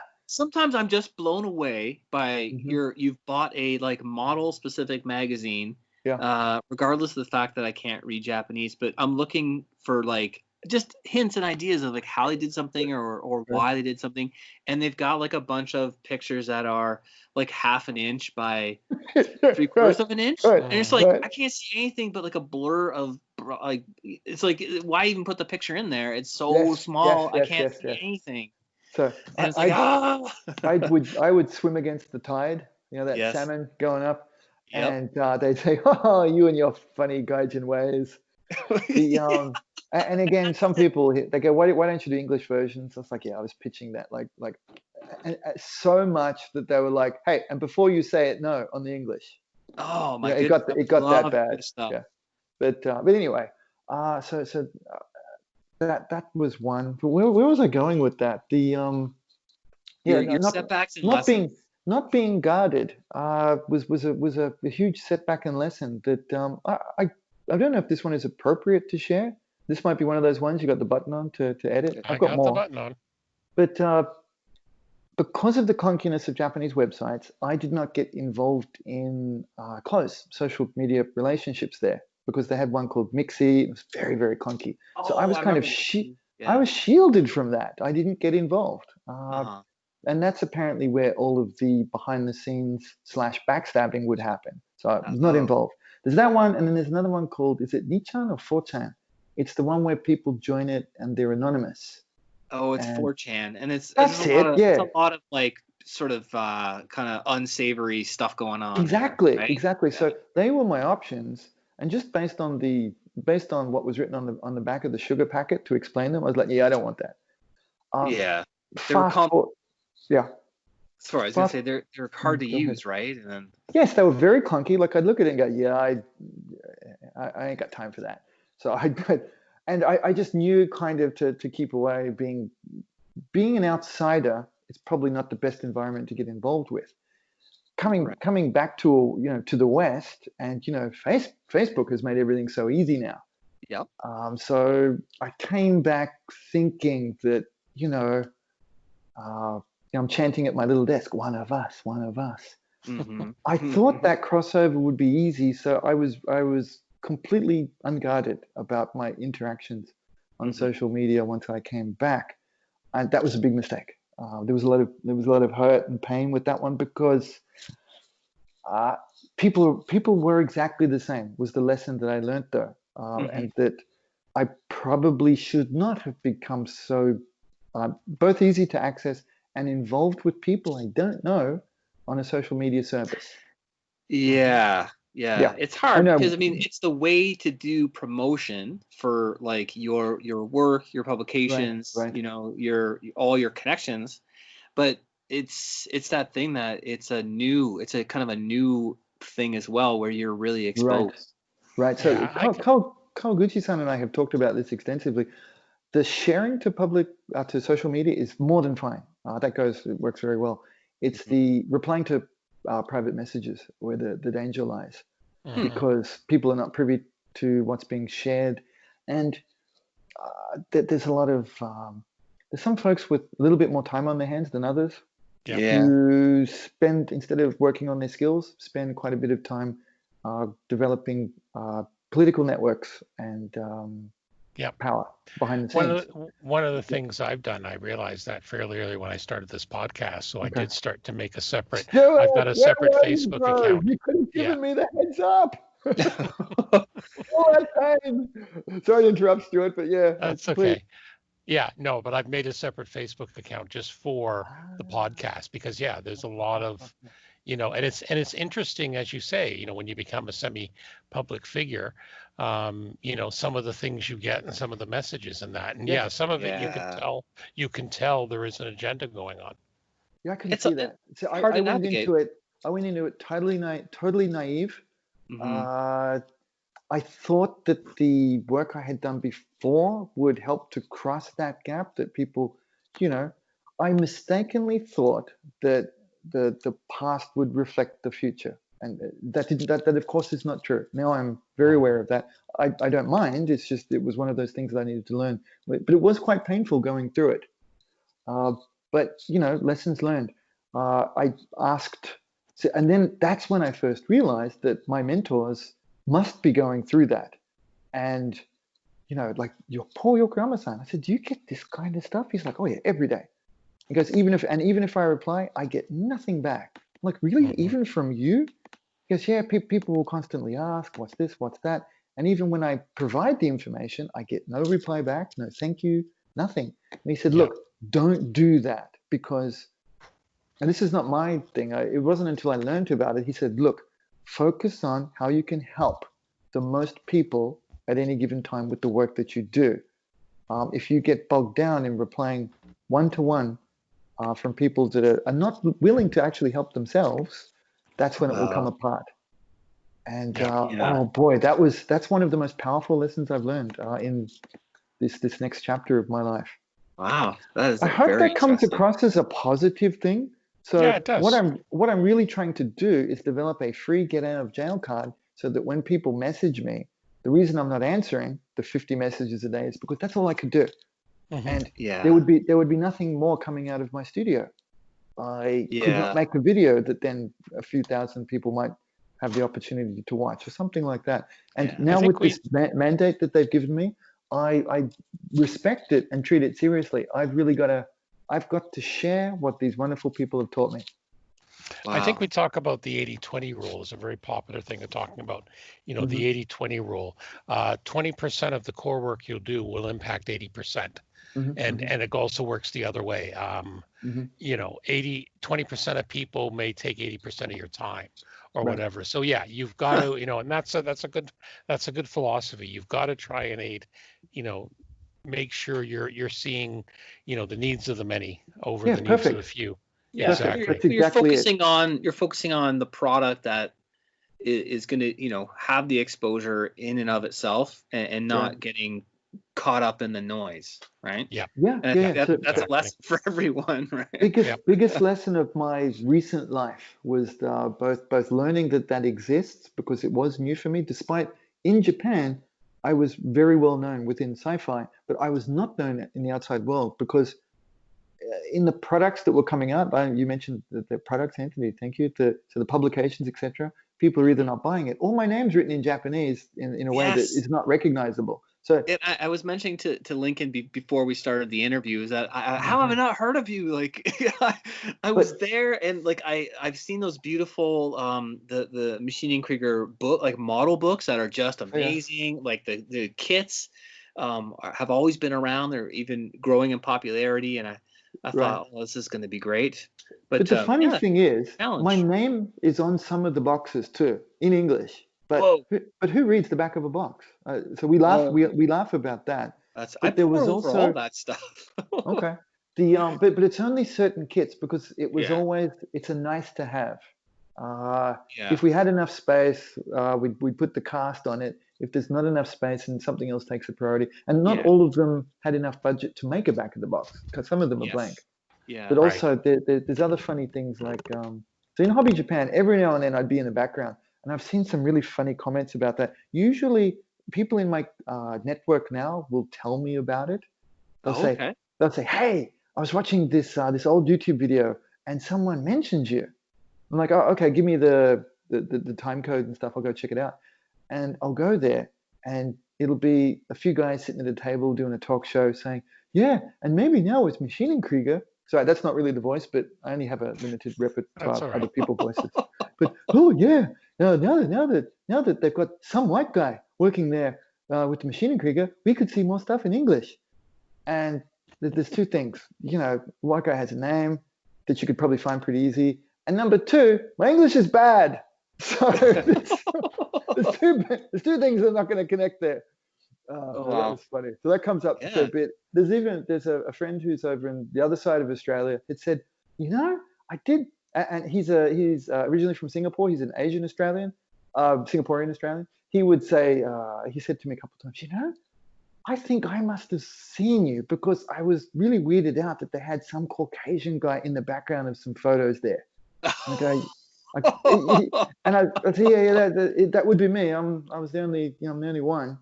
And I never take offense. It's true, but it was just funny how it had not transferred over. And that was the priority number one when Max said, you got to start your own thing now. Yeah. Because you're killing us here. You got to go do your own thing now. It was because I was a nobody. I came from being a somebody there, and so my life was really good. Mm-hmm. I'd go to shows, and it's fantastic. You know when you go to a show and you got lots of friends, it's great, isn't it? You go, and people know you. They go, "Hey, Link, how are you?" That beard really doesn't suit you, you idiot. It's great, right? And that's more what we get at podcast. Yeah, man, you got fat. You got fat, Link. What are you doing? Things like that. I love that. But when I went to coming back though and starting it, going from being somebody to nobody was very painful as well. So that's another one. Yeah. And I copped flack because people would say, I don't like how that guy talks. He talks like he knows something. Right. Right.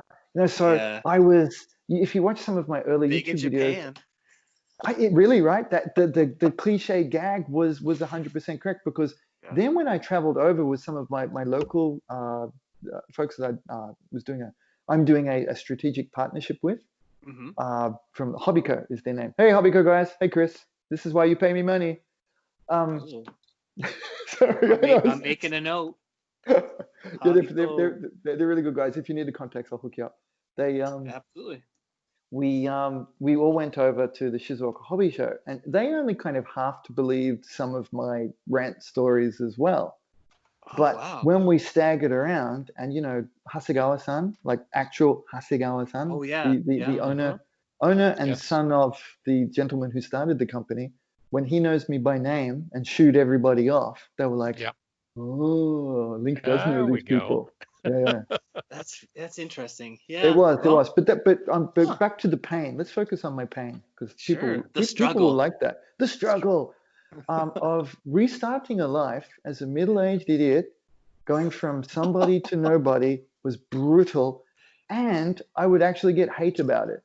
Wait, who are you to talk like that you know stuff? Wow. Oh my goodness. Over time, if you stick around, I might be able to get the story out, but it's not something I could put in my first YouTube video. Hi, you may have seen me in everything that you've not seen yet. Yeah. Would have been ridiculous. Like a hidden figure almost, right? Like Yeah. That's really interesting. So there's obviously growing pains and translation issues coming back and setting up shop. I did want to ask you a bit of a follow-up question. So when you were working in Japan, were you you were on the team? What was the company with Ko and it's a really good question. Watanabe-san. Like, how does that work? Do they are they just like independents who come together and do stuff, or? Yeah, it's like freelance with obligations. Okay, so when they want to do a kit release, they just like they create stuff. we were working with 3 or 4 companies at any given time. Like that's what you're seeing, aren't you? Yes. Okay. So we were all independents being told what to do because that's just how it works. So in fact, the one really in charge of it was Max. Max is the ringleader because he's the commercial guy. Ah, okay. And Yama-san's the property owner and like art director, concept artist. Okay. All of those. So was it all done under like Good Smile Co. or whatever Max's? No. So I actually had to own my own business for tax business reasons and be paid. And then so I would have paychecks coming in from Hobby Japan, who that was a part-time gig. Then it was freelance from Wave, Hasegawa, Good Smile, Sentinel. There's a litany of companies that I was working with. Okay. And so it was ever who wandered in where we were meeting at that time. We'd be at like a model graphics office. We'd be at Hobby. So we were working with competitors directly at the same time. It was such a bizarre setup. But what it really meant, though, in operation was that just we were the Machine and Krieger team. Okay. And we were pimping ourselves out to whoever had money. Ah, yeah, okay. Oh, okay. Sorry, I should probably say it. I should say it a lot nicer than that. We were. But that's basically what it was, because different companies, different toy makers would approach us, the boss guys, and they'd just be there one day and they say, okay, we want to go through this. Same with like, so Ashley Wood came in. I think either he approached Max or Max approached him, but we ended up doing a couple of projects for, do you guys know Ashley Wood? That was the 3A toys. I am not familiar. No problem. There's a lot of little things out there. Yeah. So what they wanted were finished toys that were painted in a certain way, and like collectibles.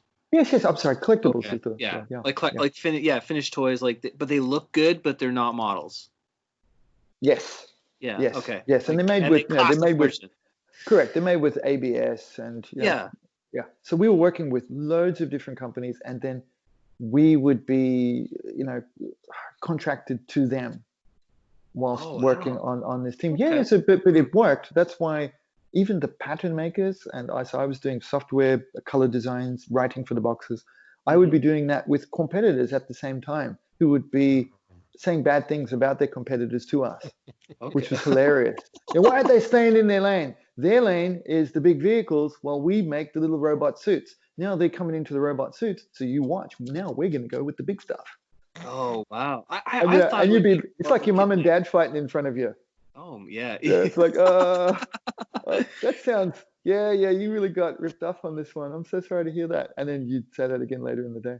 That's really interesting. I mean, I guess it was sort of the signs were there. Like when you have different companies, even in the 80s, right, making Macross stuff in different scales. Yes. Like you had Imai and Bandai and there's Nichimo, like all these companies. Nichimo. Make it different, but different scales. And then I understood talking with some other guests about how that they really would carve up sort of the marketplace, right? Because they're different price point kind of products, but they're sort of working together, but also competing for the same bucks or customer dollars, right? Yeah, in a way. Yeah, they are. Sure.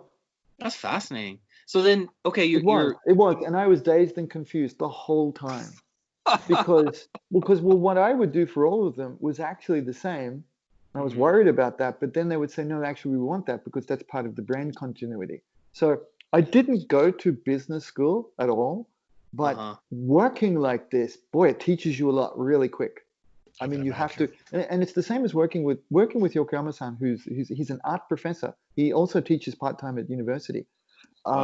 Working with him was an art education because we would meet up, we'd go to art galleries, and we'd hang around model stores after work, and he would take me through and talk about the box top art and who did it, why they did it, the colors they'd used. It was really an education like that. It's informal, but it's also insightful, right? Yeah, like, instead of padding it out, you get what you desperately need to operate in a business too. So they go, look, if you're doing it this one, use this. So it's the condensed matrix upload course. Yeah. Oh my goodness, it's amazing. And thankfully, I had been struggling to learn Japanese for 15 odd years by that point.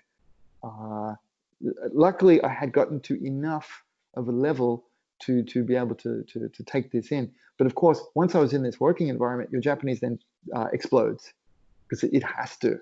Oh, yeah, I imagine. Just to keep up, yeah. Wow. And it was of something that was of hyper interest. I believe that learning language is accelerated if you have an emotional content to it, if you're interested in what you're learning about. But also, I think it has that panic element. If you have to learn it to survive, because it was quite competitive and people wanted my job, so I had to stay, in front. That really helped. It was exhausting though, but yeah, I had not thought about that until now. So thank you very much. This interview has helped me to recover some of my past that I've kind of packed away. Thank you very much for this opportunity. You're welcome. Great. We were just trying to best the on the bench guys. Just trying to make a better interview than On the Bench had, right? So we can be the premier model podcast. We're good friends with. We had Dave. On the Bench was definitely more Australian, which is a good thing. Well, yeah, but no, we had one of the hosts, David Goldfinch, come up on his when he was in Canada, and we had a good meet together, and cool. Yeah, we had a really good time. So no, they're good friends. I can't wait to meet them. So I haven't been to the Melbourne show yet. That's the big model show in Australia. They'll be there. They'll be there. I can't wait to meet them in person, and beer will be consumed. Beer will be consumed. Sure. Yes, definitely. We consumed someone when David was here in Canada. Awesome. Okay, Anthony, you got the next question, my friend. Or do I? No, I have the next question. You jump in there, Stu. We jump in there. Okay, so speaking of Australia, how about this for an awesome segue? Can you contrast the Australian and Japanese model scenes for us? Okay. Yes. And my answer will be disappointing, and I do apologize in advance. I'm not connected to it enough yet. Like I just mentioned, I haven't been to the Melbourne show. That's our #1 show for volume, etc. I understand it is. Yeah, and because we initially set up, we were living at the Gold Coast, because in my little fantasy world, I was somehow going to be able to make all of this happen from the beach, and then of course reality gave me the kick. Yeah. So one of the hardships, of course, I learned from that was that I was too far from any model shows to visit.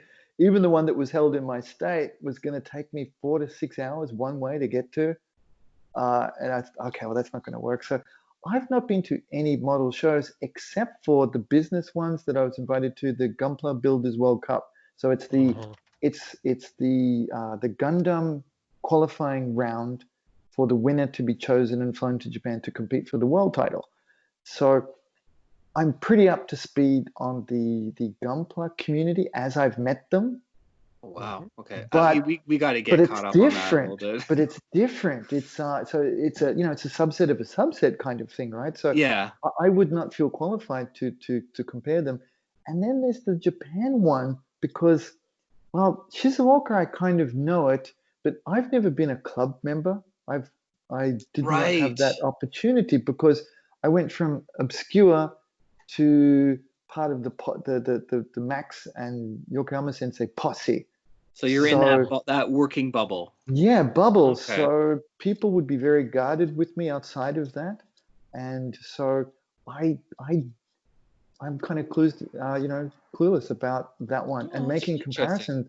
But what I have seen so far is the similarities, that all of us geeks are pretty similar in some ways. We focus on the same things. We have a similar feeling of enjoyment about what we work on. So that one has been very similar. Interesting. Yeah. So the similarities have been more apparent to me than the differences. Hopefully soon I can let you know more, but I'm not a good person to be able to provide a contrast. I'm so sorry about that. Oh, that's okay. I mean, we're looking just for your perspective anyway, right? So I'm Bubble Boy, and Bubble Boy, and the card says Moops. Does anybody say Seinfeld? Cliche number 3. Wow, I'm on fire today. Do you remember the Moops episode? Remember the Bubble Boy is in there? The guy who's playing Trivial Pursuit? Yeah. He says, no, the card says moops. So my answer to that really should have just been moops, shouldn't it?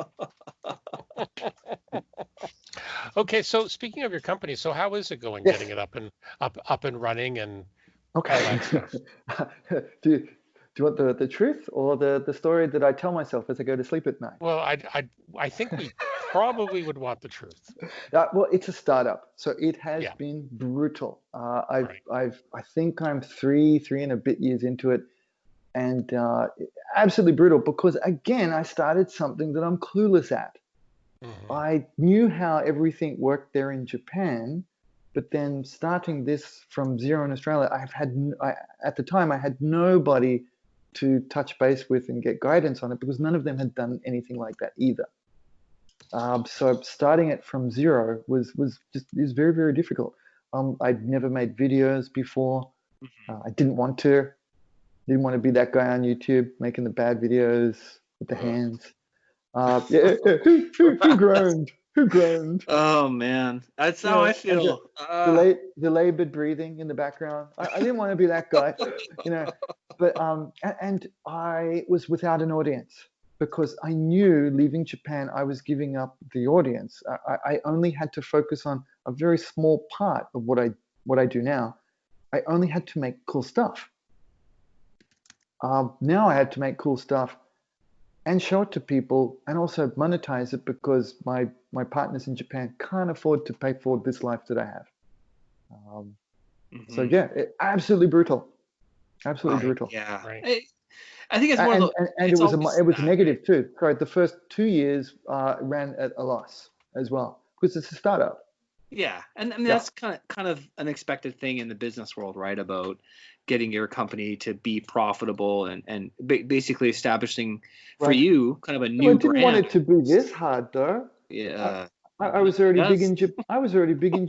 Shouldn't it have been easier? I know. We can't even claim Shouldn't that. people be lining up to throw money at me? And all of the people I approached for sponsorship in the beginning, everyone said go to hell because that's terrible. No, I've come to peace with it. I've partially forgiven them, unless I get an opportunity. But I've partially forgiven them. No, I get it though, because everybody thought I had lost all of my value because I was no longer in Tokyo. I get it. So the Spanish companies that I'd reached out to, that I'd worked with previously, it wasn't exactly go to hell, but it was a slightly nicer version of no.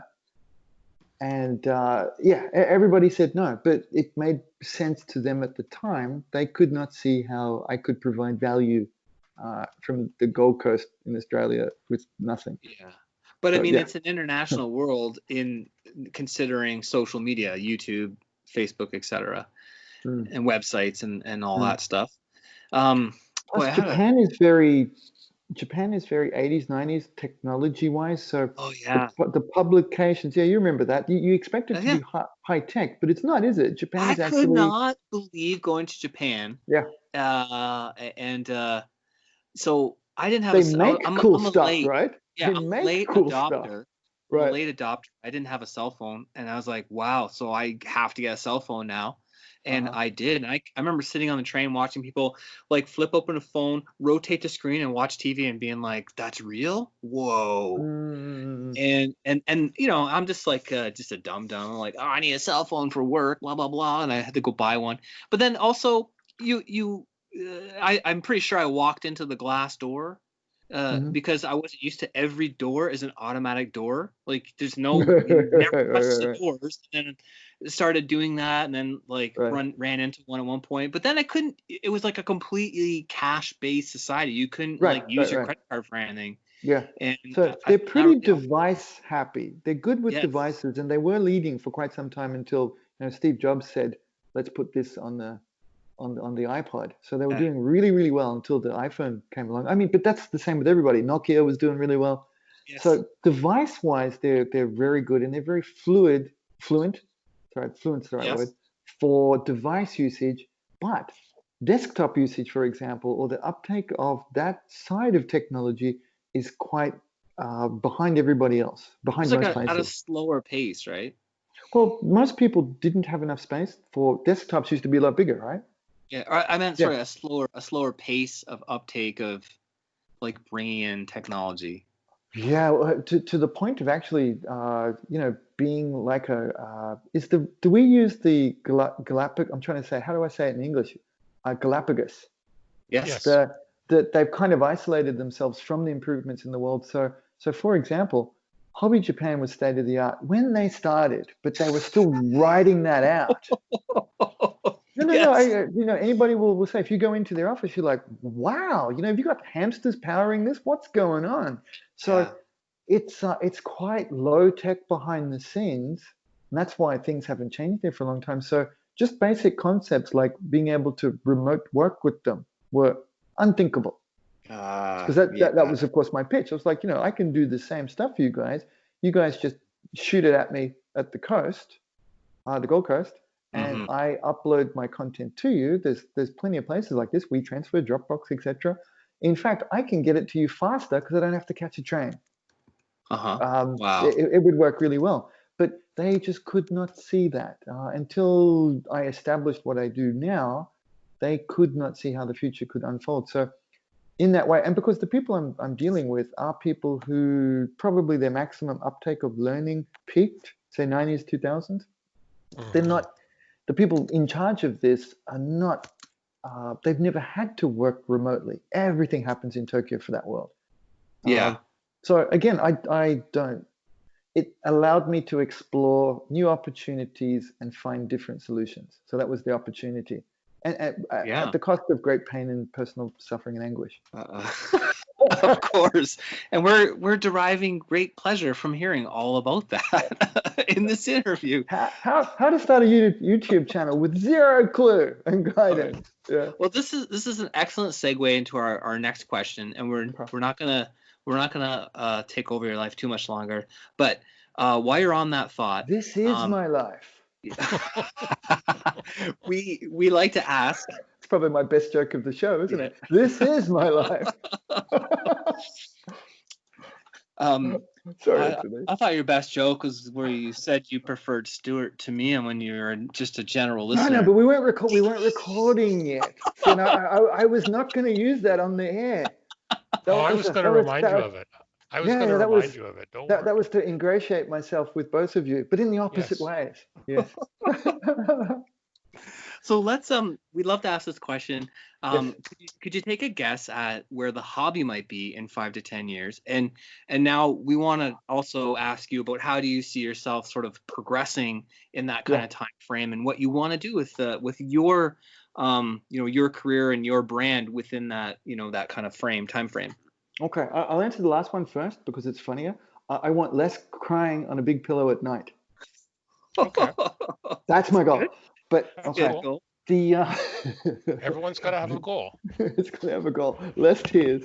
Just less. Where the hobby is progressing is very interesting. I mean, I've got a hyper cognitive bias based on this one, and I want it to be true. So my answer is completely worthless, realistically. I mean, of course, I want to see sci-fi do better and better. And I'm working on sci-fi products based on that outcome. So I'm in some ways, if it becomes true, I was the best person to have asked this question. If it doesn't come true, of course, I was the worst. But we were mentioned a little bit earlier about it was oh goodness, from Hobbylink Japan with Scott we were talking about, and we kind of asked him like, hey, what do you think the production run on the real grade new Gundam kit that was sort of newish at that time? Well, still new. And he said, oh, I think it's around 150,000 units. And he said, oh, the new Tamiya P38 Lightning, that's probably 50,000. And of course, we were buzzing about that kit. We were excited about it. Everyone was talking about that for a long time. Like in sort of the Western. I would have guessed 10K, but 50 is big.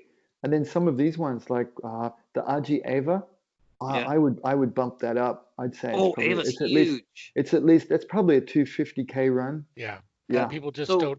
People the rest of the road just don't realize those numbers. 250K run. That's okay. Just to give all the listeners out there, you're mentioning Link is mentioning the the Eva mecha from a very famous series called Evangelion, which has made its way into Western world. A lot of people were introduced to Japanese animation through that series in the mid '90s.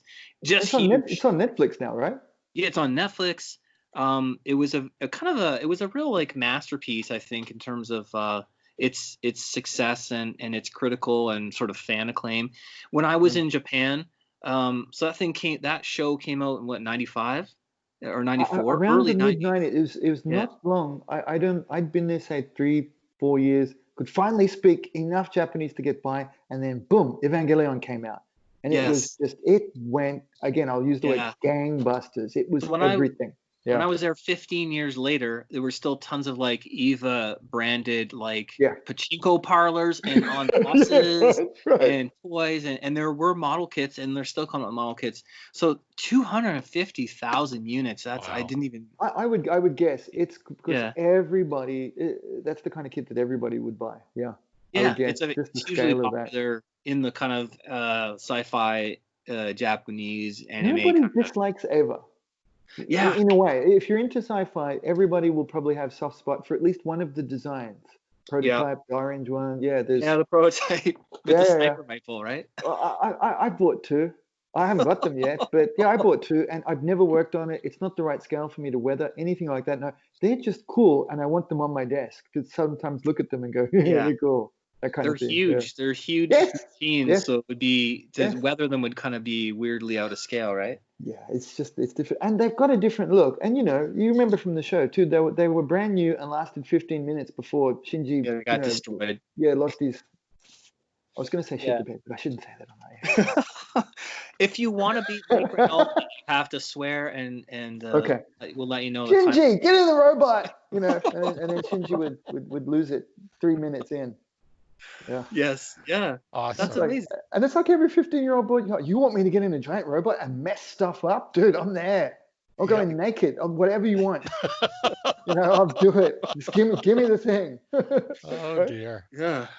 So we always have our final question, and you touched on this briefly already, but what's currently on your bench? Okay. There's a lot. So I'm doing a pub, and it works with the Where Am I Going From Now? So I can answer both of them together. I'm sorry I kind of sidestepped them. No. So I'm doing a publication. You're welcome. It's one of the things also. Max, one of our recent trips to Japan, Max has been my mentor for the business side, and Yokoyama-san, of course, for the art side.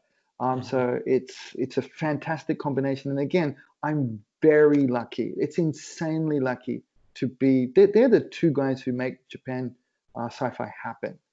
And they're both. I've heard. I've been standing around when Bandai guys introduce me to other people, and they say, that guy, he's part of Oyabun.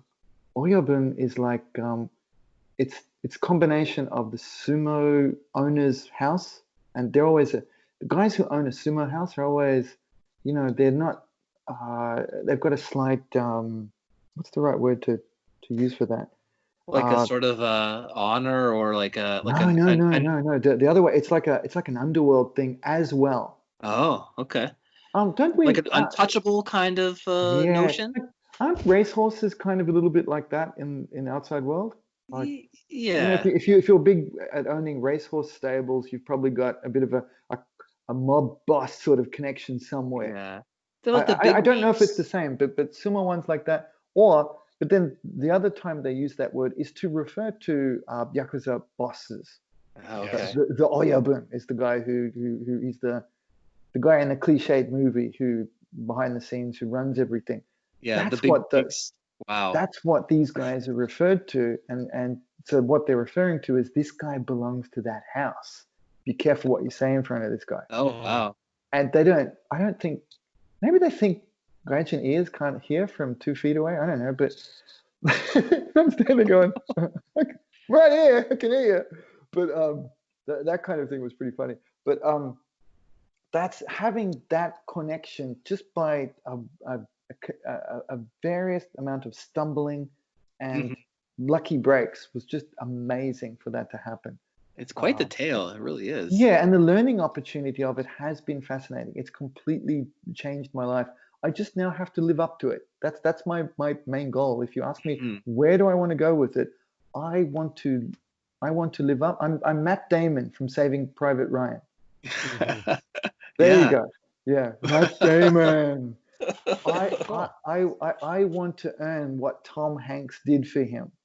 So in this story, what Yokoyama-san and Max have done for me, I want to earn it.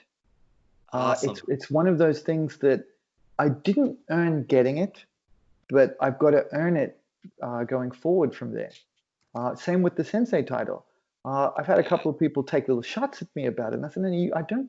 This guy's more. This is another voice I've got ready. This guy earns it more than you because he loves MAK so much that compared to him, you hate it. I say, well, no, it's not how it works. It's going forward from now. It's what I do for the genre. It's actually what I'm doing now. Yeah. It's earning it is actually what it's for. Wow. And it empowers me to earn it. So that's one of my big goals, objectives, is to earn what they've done for me. Very cool. And then part of that is what is on my bench now, which is a couple of years, about 18 months, Max kind of shook me, as happens every year or two. Hey, idiot, do a book. So I started, once I had kind of okay enough traction with the channel and the other stuff I was doing, people were no longer saying go to hell. It had slowly shifted to, wait a minute, this monkey's still got legs. We can still sell via this guy. So I started, I know I should say things in a better way, but this is my Japanese translating back to English. I'm kind of completing the circle kind of thing. So I then reached out to people who would be interested in publishing something like this. And I approached 3 or 4 companies. And I got a very good deal with one of them. They were all interested to do something, but 2 of them, the main thing I was looking for was artistic control, because, and I'll be really, it wasn't, some of them might do more money. Some of them, like one of them wanted to offer me this weird convoluted deal on how much paint I could sell for them based as a percentage for X amount of years. It was very complicated. Wow. And you got to do these paint sets with it. And I was like, but I could only use their products. And they were, this is not a giveaway for it. Just saying that they only do 100% water-based products does not name them whatsoever. Yeah. Yeah, of course it does.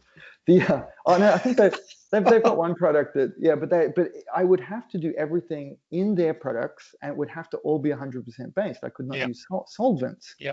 My whole career is based on huffing lacquer fumes. Yeah. So how disingenuous would that be to people reading the book that I've suddenly shifted over? You want to find something that kind of genuinely reflects. And I said this to him. I said, you're doing and what you've done, right? Are you serious? You want me to backflip out of what I've been doing for the last 15 years in front of the world in Japan, and show that I'm suddenly I just do water based? That just does not make a lick of sense, and it would not be genuine.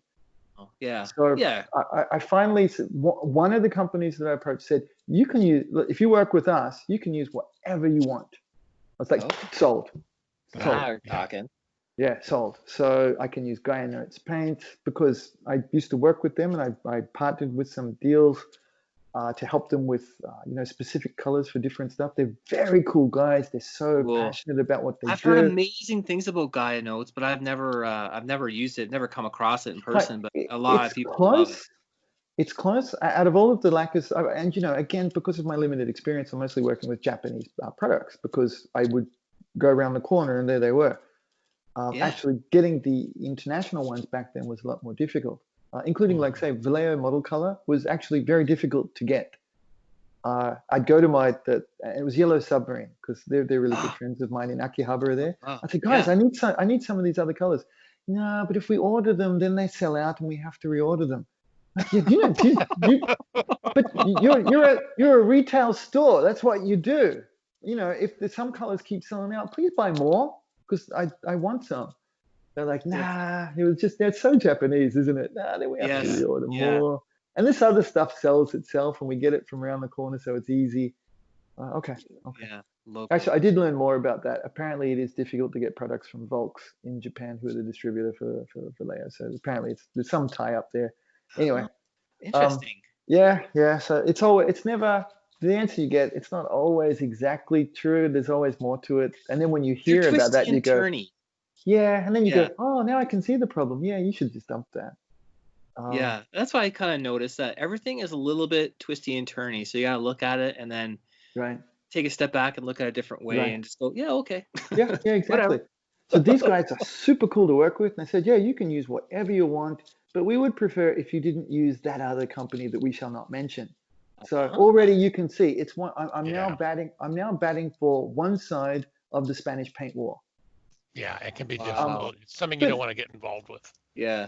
Well, I had to choose one of them for this book project, realistically, because they see where it's going, and I would consider myself friends with either one. And when either of them brings up the topic of the Spanish paint war, I just say, look, I'm not interested in your boy fight. Exactly. Your boy fight is your little thing. Yeah, and that's the way to do it. Yeah, this is just a project, and I went with the guys who gave me more leeway because that's what you need. Well, it makes me happy. So then I know I'll make better content, but I also want it to be fair for the people who purchase the book because, there's always a certain amount of shill with any product that's being sold. I mean, that's just how the world works. But I want it to be as fair as I can possibly make it, even though I'm not funding it. Because, they're expensive books, this series that they want me to do one of. They're not cheap. I want people to see. I want it to be as brand agnostic as possible. Right. But you need a lot of backing to make a major project like that. Well, that's why for the first one, I made sure I want to partner with somebody who already knows what they're doing, and I don't have enough time or expertise to jump into something like that. Yeah. So for example, I know you guys know because you had him on the show and it was a great interview. So Michael Rinaldi, for example. Yeah. Talking with Michael, there's so much goes into a book. Plus, I think our expectation for publications is very high because we've been spoiled. We know what a good publication looks like. Yes, absolutely. So mastering that in a short period of time is nigh impossible. So partnering with that one. So that's one of the things I'd like to do is to add publications to the content I make. Very cool. Videos are good, but they're also limited. There's only they're temporal too, right? Yeah. In a way, actually, that's good. That's been another one of the painful lessons over the years is that some videos that you make can be evergreen. They last well. People watch them multiple times. The content is really good, and some of them are throwaway. People maybe watch it once. No one never cares. return. Yeah, the throwaway one. So that's also been a very difficult learning phase for me because I didn't know the difference between them. Different people who are helpful throw you advice. Probably when you guys started the podcast, you would have helpful friends who would tell you things based on their zero experience of doing a podcast. but am I going to get in trouble for saying that? But you know what I mean, right? They're very, they mean well. These are real experiences, They've listened to a handful of podcasts, so of course they know how to do it. But then when you actually do it, the ones that fly and the ones that fail, you don't expect it, do you? Really, that one did okay, and then this one no. But over time doing it, you get better at predicting that, don't you? Right. And you know where to expend your 80-20, as Stuart mentioned. Yeah, there's still some surprise about how things unfold. And okay. That's good. Yeah, totally. So that's where I'm going with that one. I want to add publications, but I'll need to collaborate with cool folks to do that. And but on the bench, gosh, I'm not sure if these kits. I hope this isn't spoilers, but I've got that Rogue One Short Trooper that I mentioned. Yes. I've got a Lunar Diver in 1/35 scale that's ready to be painted. Awesome. I've got the brand new kit from Wave that is called. Gosh, I don't know what the product name they put on it, but just we all called it the Starship Troopers suit. And It's not the Starship Trooper suit. You can't call it that though, because it's based on the book version, and then a Japanese illustrator. They did a thinly veiled, thinly disguised rip-off version of it called Uchu no Tenshi, I think was what it was called. Wasn't that the 80s anime version where they showed the suits? Yeah, and it's black and white. Yeah.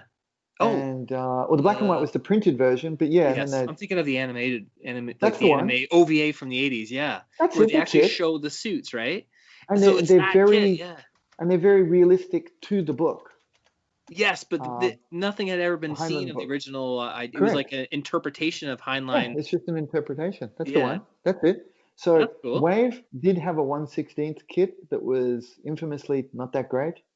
And now they've released a 1/20th, new tooling. It's not just a CAD shrunk one. It's a proper redo. And I've got one of them to paint up. It's already constructed. I've got one of Aaron. Hey, Aaron Simons. So Aaron is a local bloke here in Sydney, Gunpla Builders champion 2 times, I think at least running, and the highest ever scoring Westerner in Japan for the finals. He's got, was it a 3rd or a 4th, Aaron? I'm really sorry because I'm not saying I was drunk, but I can't. When it was announced, we were just so happy that the local boy had done so well. That's amazing. It was like the highest placing ever for an Aussie competitor. So he did really well. He's really helped me, because I've moved basically into his backyard, into his neighborhood. I thought I'd better phrase that in case you guys saw me in a tent in some guy's yard. But yeah. But I'm basically in his backyard. Aaron has been super helpful. He volunteered. He said, "Look, I'll help you out. I'll put together some kits to help you for the deadline, so that you can spend more time on painting." What a bro, right? What a guy. And Yukun Wang has helped me out. He made one of them too. So one of the kits, because there's no way I could make this many kits without painting. No way. Oh yeah. Because I don't have that kind of focus. But Yukun made me Anthony, Turn X by Sid Mead. Yes. So Sid Mead, the Blade Runner designer. That's Blade Runner guy. Yeah. So we all went to his. He had an exhibition, an art show in Akihabara last year, just before he died, right? And yeah, because it was just passed, right? Just so timely. And Kawaguchi-san, my wife and Kawaguchi-san are kind of friends on social media. He shot it, and this often happens. That Japanese people find it hard to write to me in Japanese. I think they might feel bad that they're asking me to read Japanese, which they know is not easy. I think it might be something like that. Mm-hmm. So often my poor wife gets the first run of info coming in. Kawaguchi-san, the Gunpla mage, and he reached out and said, "There's a Sid Mead. He's a big Blade Runner fan too." Yes. And we all went along, and there was this huge wall-size graphic of Turn X. I'd only seen small pics of it before, but when you see it big and partial color in that Sid Mead style, just blown away. So one of them. For those listening who don't know it, Sid Mead did two designs for Bandai for the Gundam property, and they're very cool, very different. They're very unique. They're almost recognizably Sid Mead. They're a huge departure from the typical Gundam design, like the Tomino style. They're genius. They're just genius. The way, and once you hold it in your hand and can see how it goes together, the 3D aspect of it, just pure genius. So I'm really excited about that one. That's awesome. I've got some Space Marine stuff to do. I think I've got a Tau tank. Sorry, that's not Space Marine. It's Warhammer, isn't it? So a Tau, the sci-fi guy who doesn't know sci-fi. A Tau hover tank. I got a Maschinen Krieger hover tank that I built to go together. The Oscar. Cool. Loads of stuff. So all of those kits are on my bench. And the one I'm kicking into touch now is a White Knight prototype, also from the Maschinen Krieger one. Yeah, cool. I know the one you mean. That's awesome. Yeah. Fernando, so I'm not going to say who I'm working with, but Fernando asked for he wanted some monocolor stuff. So the White Knight was perfect for that to showcase multiple kinds of white on a mecha that also flies through space. Yeah. So I'm excited, man. I've got so much cool stuff to work on. That's awesome. Yeah. Well, I think that is going to wrap up this particular interview, but I can certainly hear another one happening Yeah, already. I'm sorry to go so long, guys. Yeah, there's a lot of cool stuff. I'm sorry. Absolutely. No, don't be sorry. It's amazing to get your take and your about all your experiences in Japan and working on your current projects, paintonplastic.com, and your video YouTube channel as well. And I can't wait to see these publications when they come out, the actual print books. That will be awesome. Me too, but I'm terrified. Yeah. I'm terrified I'm going to get it wrong or it's not be good. But am I supposed to say that out loud? You just did. There you go. No, it's nervous. I've worked on a number of. I've worked on books, like 5 or 6 other people's books, and been part of the backstory in them. But I've never been the principal artist in one. So it's exciting. It's cool to have artistic control, but it's also nerve wracking because sci-fi is so big. I know I can't keep everybody happy. That's the hardest part. Yeah, but I mean, you got to just do your thing and get it out there, right? Well, you think about it, right? If they give someone like they go, okay, we want you to do the book on aviation. Yeah. It's big. Yes. But it's huge, right? And same with armor. But so I think sci-fi actually has more breadth in terms of different topics, subjects. I think I would agree with that. Yeah, because it's scary how big it is.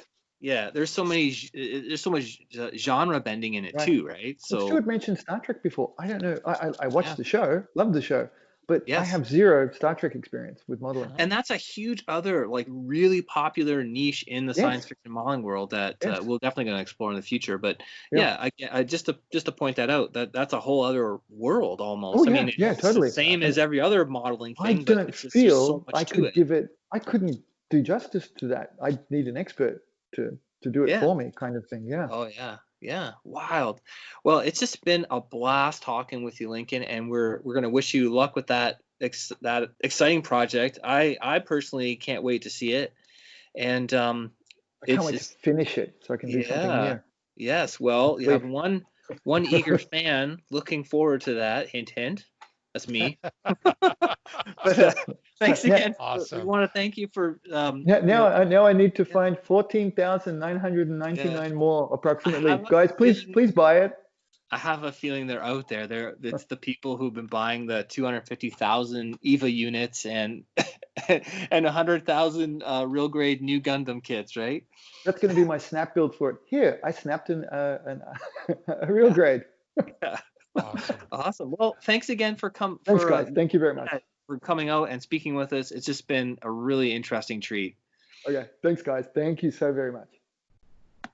All right. And as you can see, just a fantastic interview as always with Lincoln. We're probably going to have him back again. He's just a fascinating guy, right? So many stories. Many stories. That's what I basically think when I hear that interview. Again, just amazing.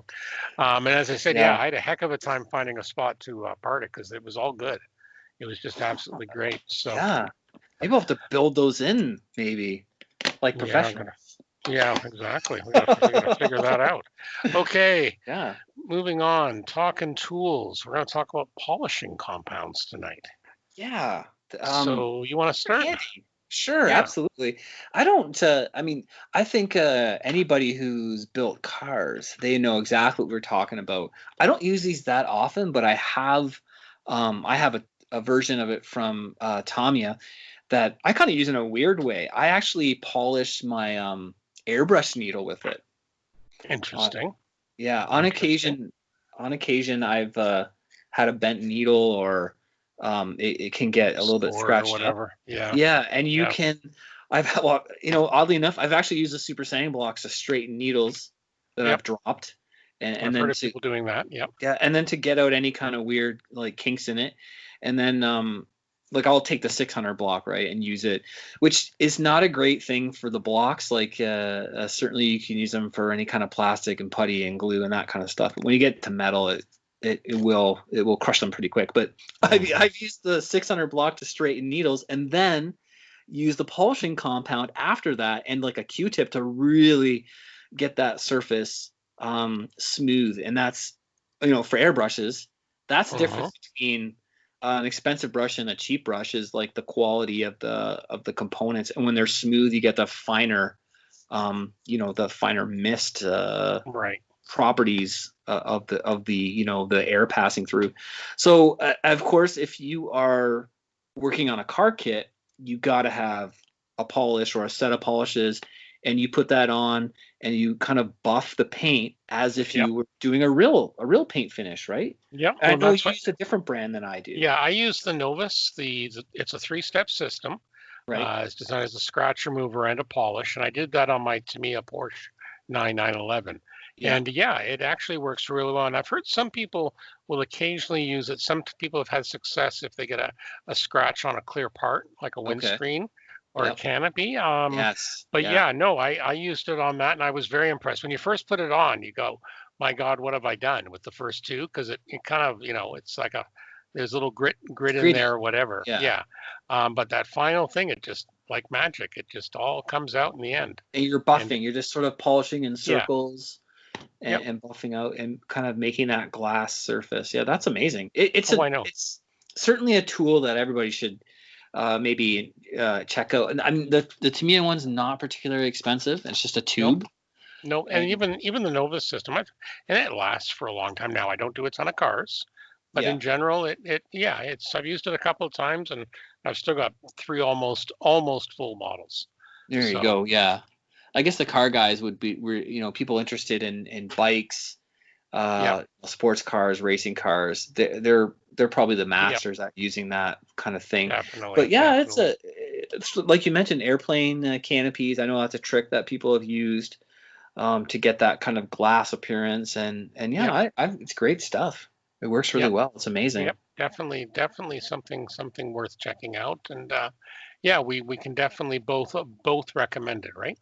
Absolutely. Yeah. Absolutely. Okay. Getting to near the end here. So what's on the bench first? So my Italeri Skyhawk. So the decals are going on. This is the one I'm doing as the fictional Canadian Air Force scheme. I got some great decals from a former club member, and they're old decals, but my God, they're some of the best for just going on without fuss. I am using Microsol and Microset as the manufacturer recommends, but they're probably 30-year-old decals, and they're going on absolutely gorgeous.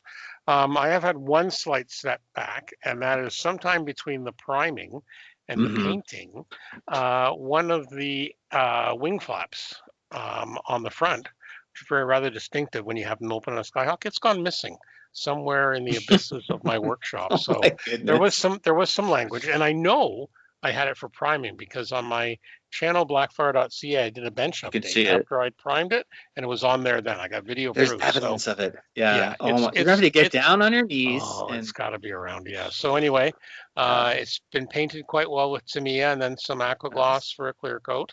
Right on. And as I said, decals are going on, and then I'll do another clear coat, and then I'll do just a little bit of weathering. Probably with some of the AK pencils and a few oils and stuff like that. So, awesome. really pleased. And then next in the queue is the Panzer IV from Academy. That's the 135th. And then there was a purchase this time. I went to my friendly local store, hobby shop. That would be Brofdale Hobbies here in London.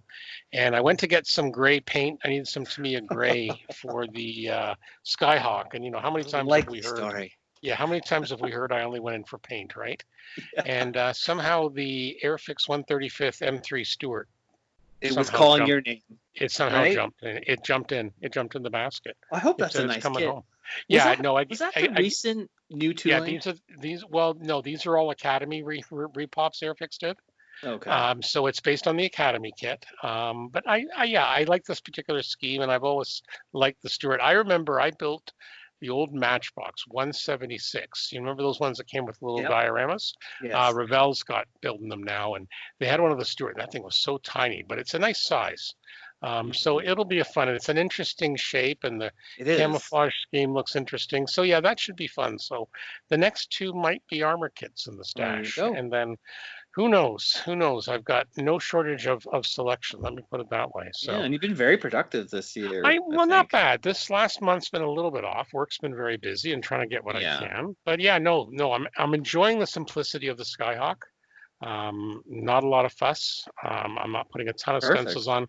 As I said, the Canadian decals are all on, and I just have to do some of the ones from the original Italeri decal sheet, things like, the ejection warning panels and, the generic stuff like that. But yeah, it's going nicely. Again, it's been busy just doing a lot of, because I am the president of the IPMS London chapter. So we had our meeting last week, and we did a very good meeting. So if you want to check that out, ipmslondon.ca, and you can see a casting demo by one of our club members, Dave Gurton. He did that. It was quite good from his place. So yeah, it worked out well. We had a lot of visitors.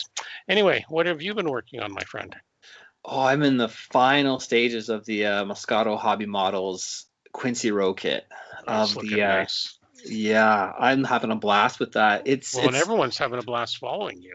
Yeah, I haven't posted a ton, but I think I'll be taking final pictures soon, and I'm gonna put up a full photo album of it. I was leaving to the end the sort of exhaust staining, and so I've weathered it the way I wanted, and with oils, and it worked out great. I was kind of using the same techniques I used on the Aliens APC, and on the Malaysian M113 variant, and it's been going really well. But I haven't really got around to doing exhaust staining, with metallics and you'd see on the the tail of an F4 or something like that.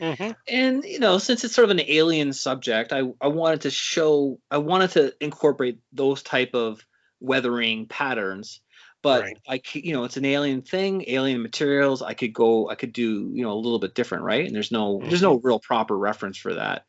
So actually I got away with some really great effects, some kind of bluing and some bronzing, and some regular soot staining. And I had to go back a little bit. I sort of did something originally that I liked, but I didn't, kind of wasn't a complete thought. And I was just thinking about it, and I was looking at, I think it was a B4 that has those, or no, the B, is it the B2 bomber, the Lancer? Yes. The B1, correct? The B1. B1's the Lancer. I was looking at the thrusters on those, and they typically show on the little veins bluing. So I wanted kind of that type of look. So I got something. So that was really the one last thing that was kind of holding me, or to complete, let's say, not holding me up, but to kind of get to. So I've got that. It's I'm just gluing. Most of the sub-assemblies are glued together. I've got the arms to put on, to glue into final position, and I think that's it. It's done. So I can't wait.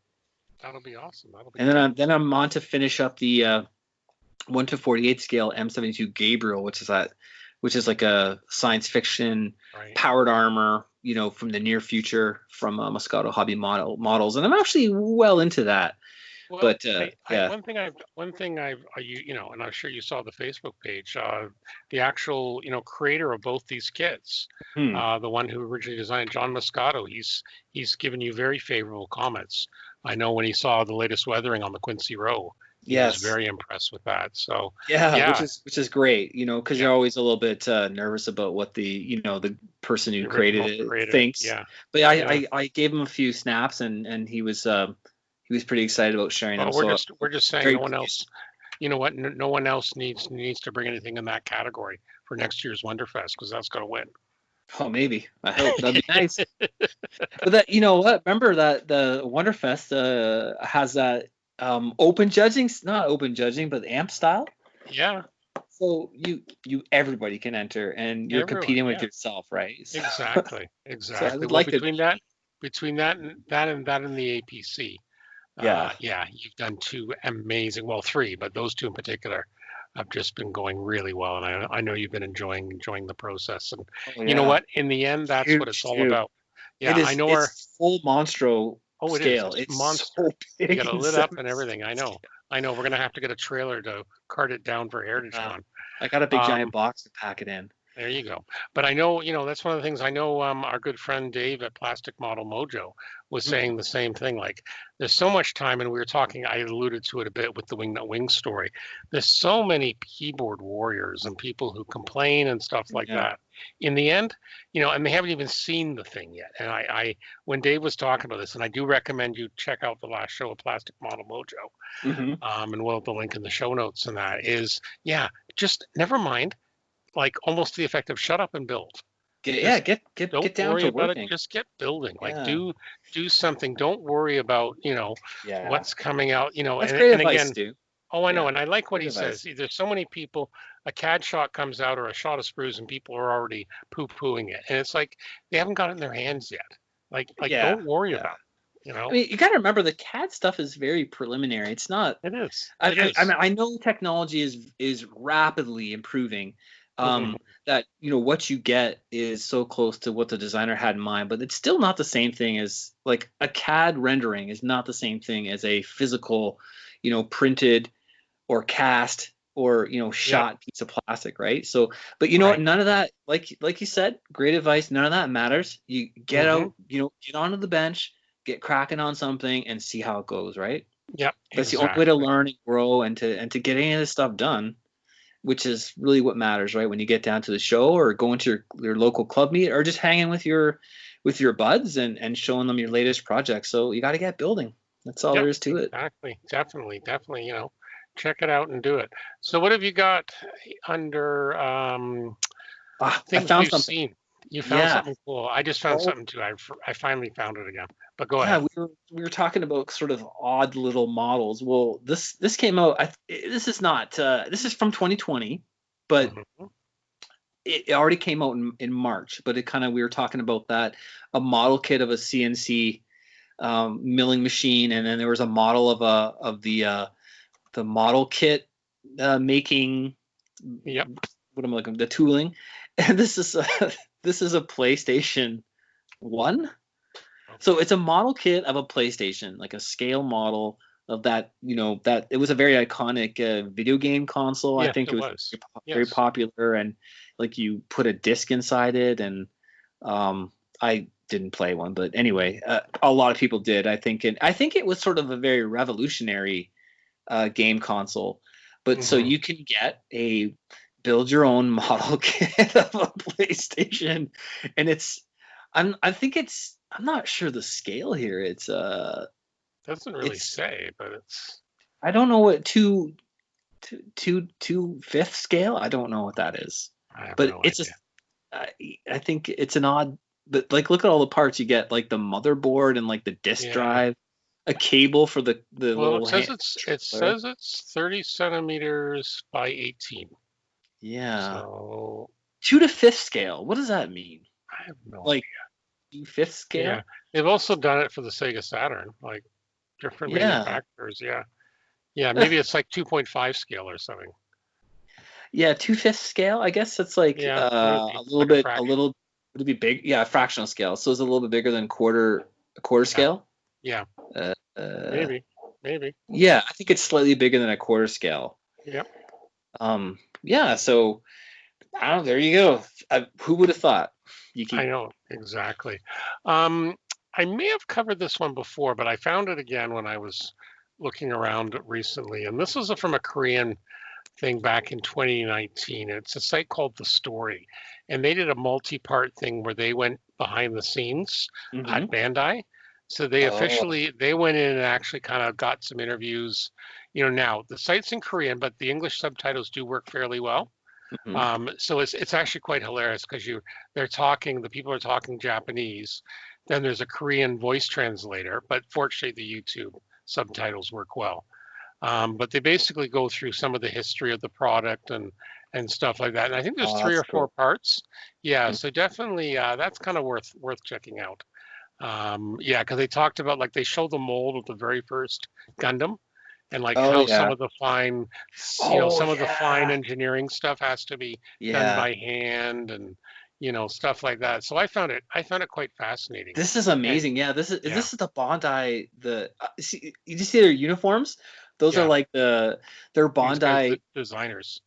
Yeah. Oh, then there's the molds. So they're sort of representative of the Federation military uniforms from the Gundam world. Exactly. And that's what they wear. Well, I know part 2 and part 3. Like part 3 goes into some of the manufacturing. Yeah. Like part 3 is quite fascinating, where it shows like how some of the molding works together with some of the the snap tight stuff, and then they actually show a piece of plastic, like a character in like a mold, like a figure, 40 micrometers in size. So that's 1,000 millimeter is a micrometer. So 40 out of 1,000, 1,000, so very tiny.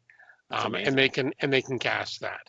I really think Bandai is definitely one of the leaders in model making technology today, and I think they've been on the forefront, for the past 30 years, right? Doing crazy stuff, and people probably aren't. I mean, if you're not into Gunpla or Gundam, I get that. No, if you're into World War II tanks, it's a little bit of a stretch, right? But for certainly the new Star Wars kits.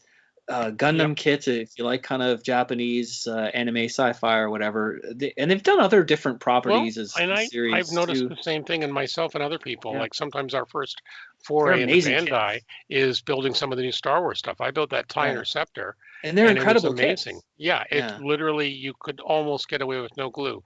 We've got a guy in our club, Jeff. He's just got the 1 to 5,000th Star Destroyer with the lit pack, and he's been test fitting it. He says, in theory, I wouldn't need glue. Now, interestingly, Bandai actually, they actually did, or in the 70s and 80s, they did military and real world car kits. They've done a ton of different science fiction kits, stuff I wouldn't even know, but stuff from TV properties in Japan and science fiction-y stuff, animated stuff. But just Gundam seemed to be that magical thing that they hit on that kind of really took off for them. So they've become known for that, but they do a lot of impressive stuff for sure. So definitely check those 3 out, particularly, like I said, part 1 is a good one on the history. Part 2 is more of an interview with the designers and that. And then you've got part 3 where they really go into the molding. Cool. And that's really quite fascinating. I really enjoyed that. And that's the one where about halfway in they show you the first Gunpla model mold released in 1980. And again, they're talking about some of these precision parts. They're showing the old and the new. How they compare because they can 3D print now and stuff like that for some of the casting. And the quality controls, they're just absolutely amazing. So they're very top-notch kits for sure. Definitely check that out. And again, we always see there's always a ton of new releases. So anyway, so that is about it. I just want to add one more thing. I didn't get a chance to include it in the mail, but we did get an email about someone, and I'm going to throw the whole thing, but wanting to know about all different types, where the origin of some of these scales are from, like 1/35th, 1/40th. So I'm actually going to do a bit of research, and we will actually do an episode later. Yeah, we're going to talk about that. I just want to get my ducks and my facts in a row. And then we'll definitely do that. So I haven't forgot, but we'll definitely cover that off as well. So that is about it. Yeah. So you realize with the interview, it's another 2.5-hour show. We've been chock full of quality. Chock full of quality. Almost an hour and a half, just us. Just us yapping away. All filler, no killer. Did you come up with that on your own? I don't know. Oh man, where did you come up with that? I don't know. Oh brother. All right. Filler, no filler. I don't know. So okay. Anything else? We got to think before we wrap this up. Okay. So nothing else. Probably not, but we could go on for hours, but we don't want people to fall asleep on their modeling benches out of exhaustion. So as always, for more modeling podcast goodness, check out our friends at On the Bench, Dave, Julian, and Ian from Melbourne, Australia, every 2 weeks. And of course, our good friends at Plastic Model Mojo, that would be Dave and Mike, where they have their modeling fluids and they talk about that. So you can learn not just modeling, but good Kentucky bourbon. So definitely check them out as well. Mm-hmm. Okay, so we want to hear from you. Let us know if you have any comments or suggestions. You can always subscribe at the website you can always send a comment or suggestion to scalemodelpodcast at gmail.com. Mm-hmm. If you do that, we're happy to get your email. You can subscribe on our website at scalemodelpodcast.com, and feel free to subscribe. You can get an email listing whenever we have new contents. We also record bi-weekly, and it's available where your favorite podcasts are found, including iTunes, Google Play, Spotify, and Stitcher. Again, also on the website. We also do extra video content and complete episodes on our YouTube channel. And also, as always, please leave a review. Mm-hmm. If you can, it does really help us. It's not an ego thing or anything like that. It does help us to get more noticed for people by all these various complicated computer type algorithms. Exposure, right, to other fans and people that would probably enjoy hearing the content. Yep, and of course we have our Facebook page where we always have some interesting discussions. Facebook.com/Scale Model Podcast, and of course, last but not least, if you want to support us on Patreon, do check us out there. Patreon.com/Scale Model Podcast. So for episode 49 of the Scale Model Podcast, my name is Stuart Clark. I'm Anthony Goodman. Thank you, and be well.